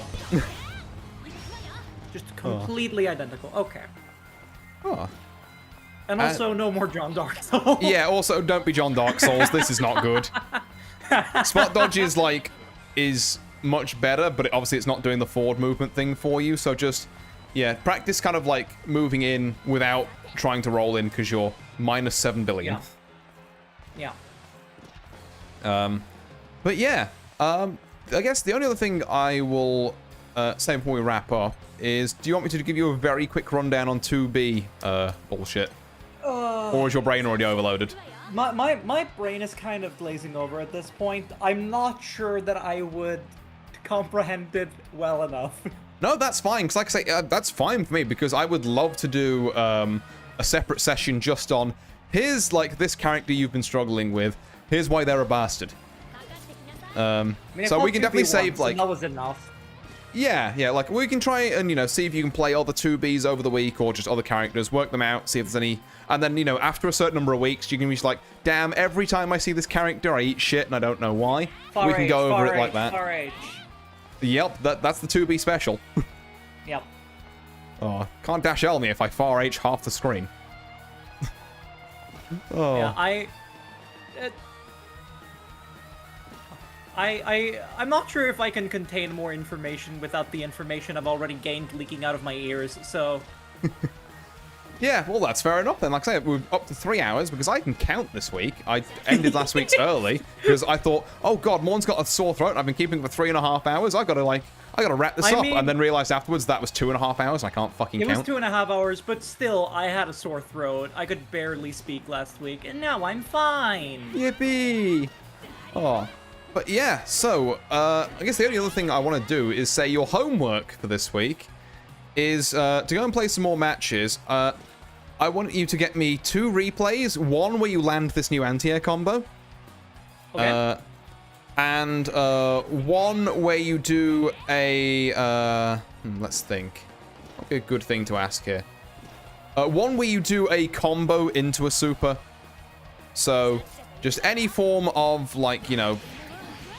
That, essentially, but in an actual match. Bonus points if it's the corner version where you do the projectile first. So if you can do... I want to say I can do this, but we have a lot of proof of me not doing this. Well, here's the thing. Take those as your 2 goals. It doesn't matter if you, it doesn't matter if you don't, win the matches. Just... Your focus is on getting better at anti-airs and not doing raw supers. That is fair. Like, do not measure your worth by your wins or losses. Measure your worth by how much you can do the thing you've been trying to practice. Yeah, and you will get there. 8.9k damage, Jesus. Yeah, that was literally, like... So, like, for a very basic, like, extension, as Val saying in the corner here, admittedly, you're on 0 bravery points, so it's cheating a bit, but, like... Even for something like very basic. Even so, like actually look how much your health bar disappears here. I mean, I think I did figure out why that wasn't working. It's because I for some reason was only hitting them twice with the heavy. So if I just get in here, if I just do this, there you go. Right, like that works. Yeah, and that's like a cool 7k. That's like almost half my health. And then Pretty good. and eventually, and I'm again, if you forgive me a little moment to try and flex here, but Do it. eventually we'll get you doing combos like this. What the? Oh, That's... no, I forgot you managed to do... Oh, I've forgotten it already. Rip.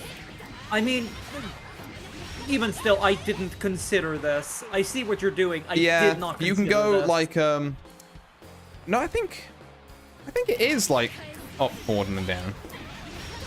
Oh, that's not right. I mean, don't you want to go like up after that? I guess.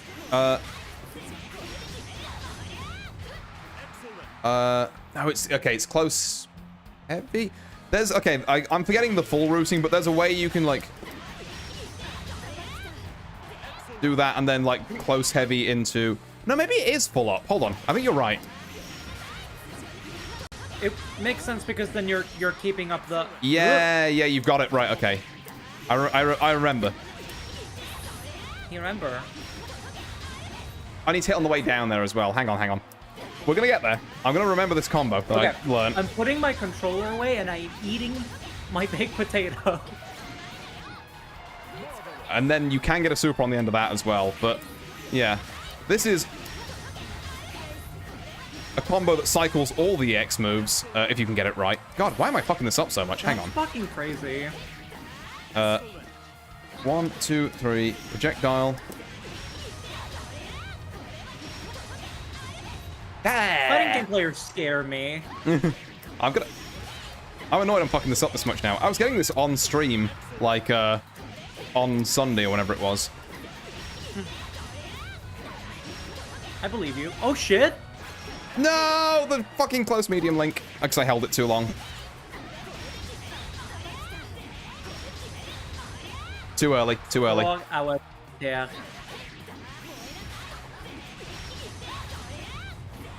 You know what? Okay, fine. I've had my goes. It's annoying I couldn't do it, but... Listen, you were one off. It's fine. Yeah, I got it almost all the way and I didn't get the super at the end. Super's affected by the combo limit, in the sense that if you've already hit combo limit at full, they will hit, and if not, they won't. Like, you can't, like, combo after a super, so combo limit becomes just kind of a binary yes-no. There are certain multi-hit moves where even if you hit combo limit, it will finish the full multi-hit of that move. But, yeah, no. Oops, that's a 2H. Doesn't work if you 2H it. But, yeah.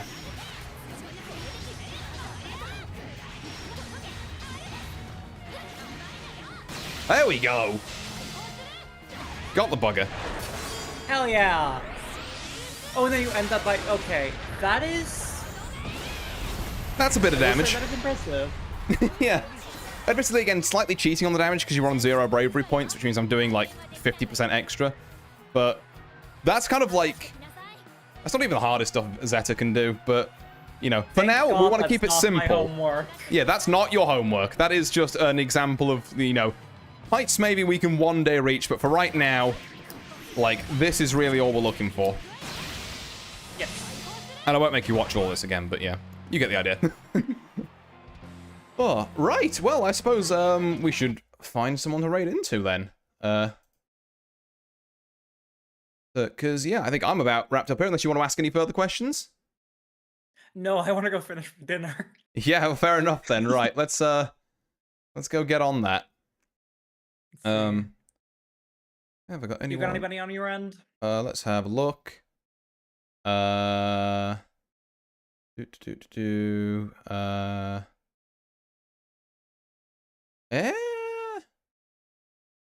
especially at this time, I'll be honest. Yeah, we'll take someone from your library. Let's have a look.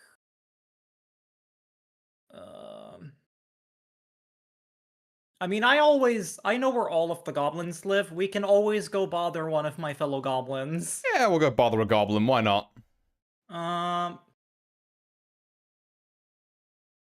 It's been a hot minute since I've raided into Snaggle, so I'm gonna... Let's see. I have no idea what he's playing right now. He's playing something called Quarantine Zone: The Last Check. Huh. I have no idea what that is.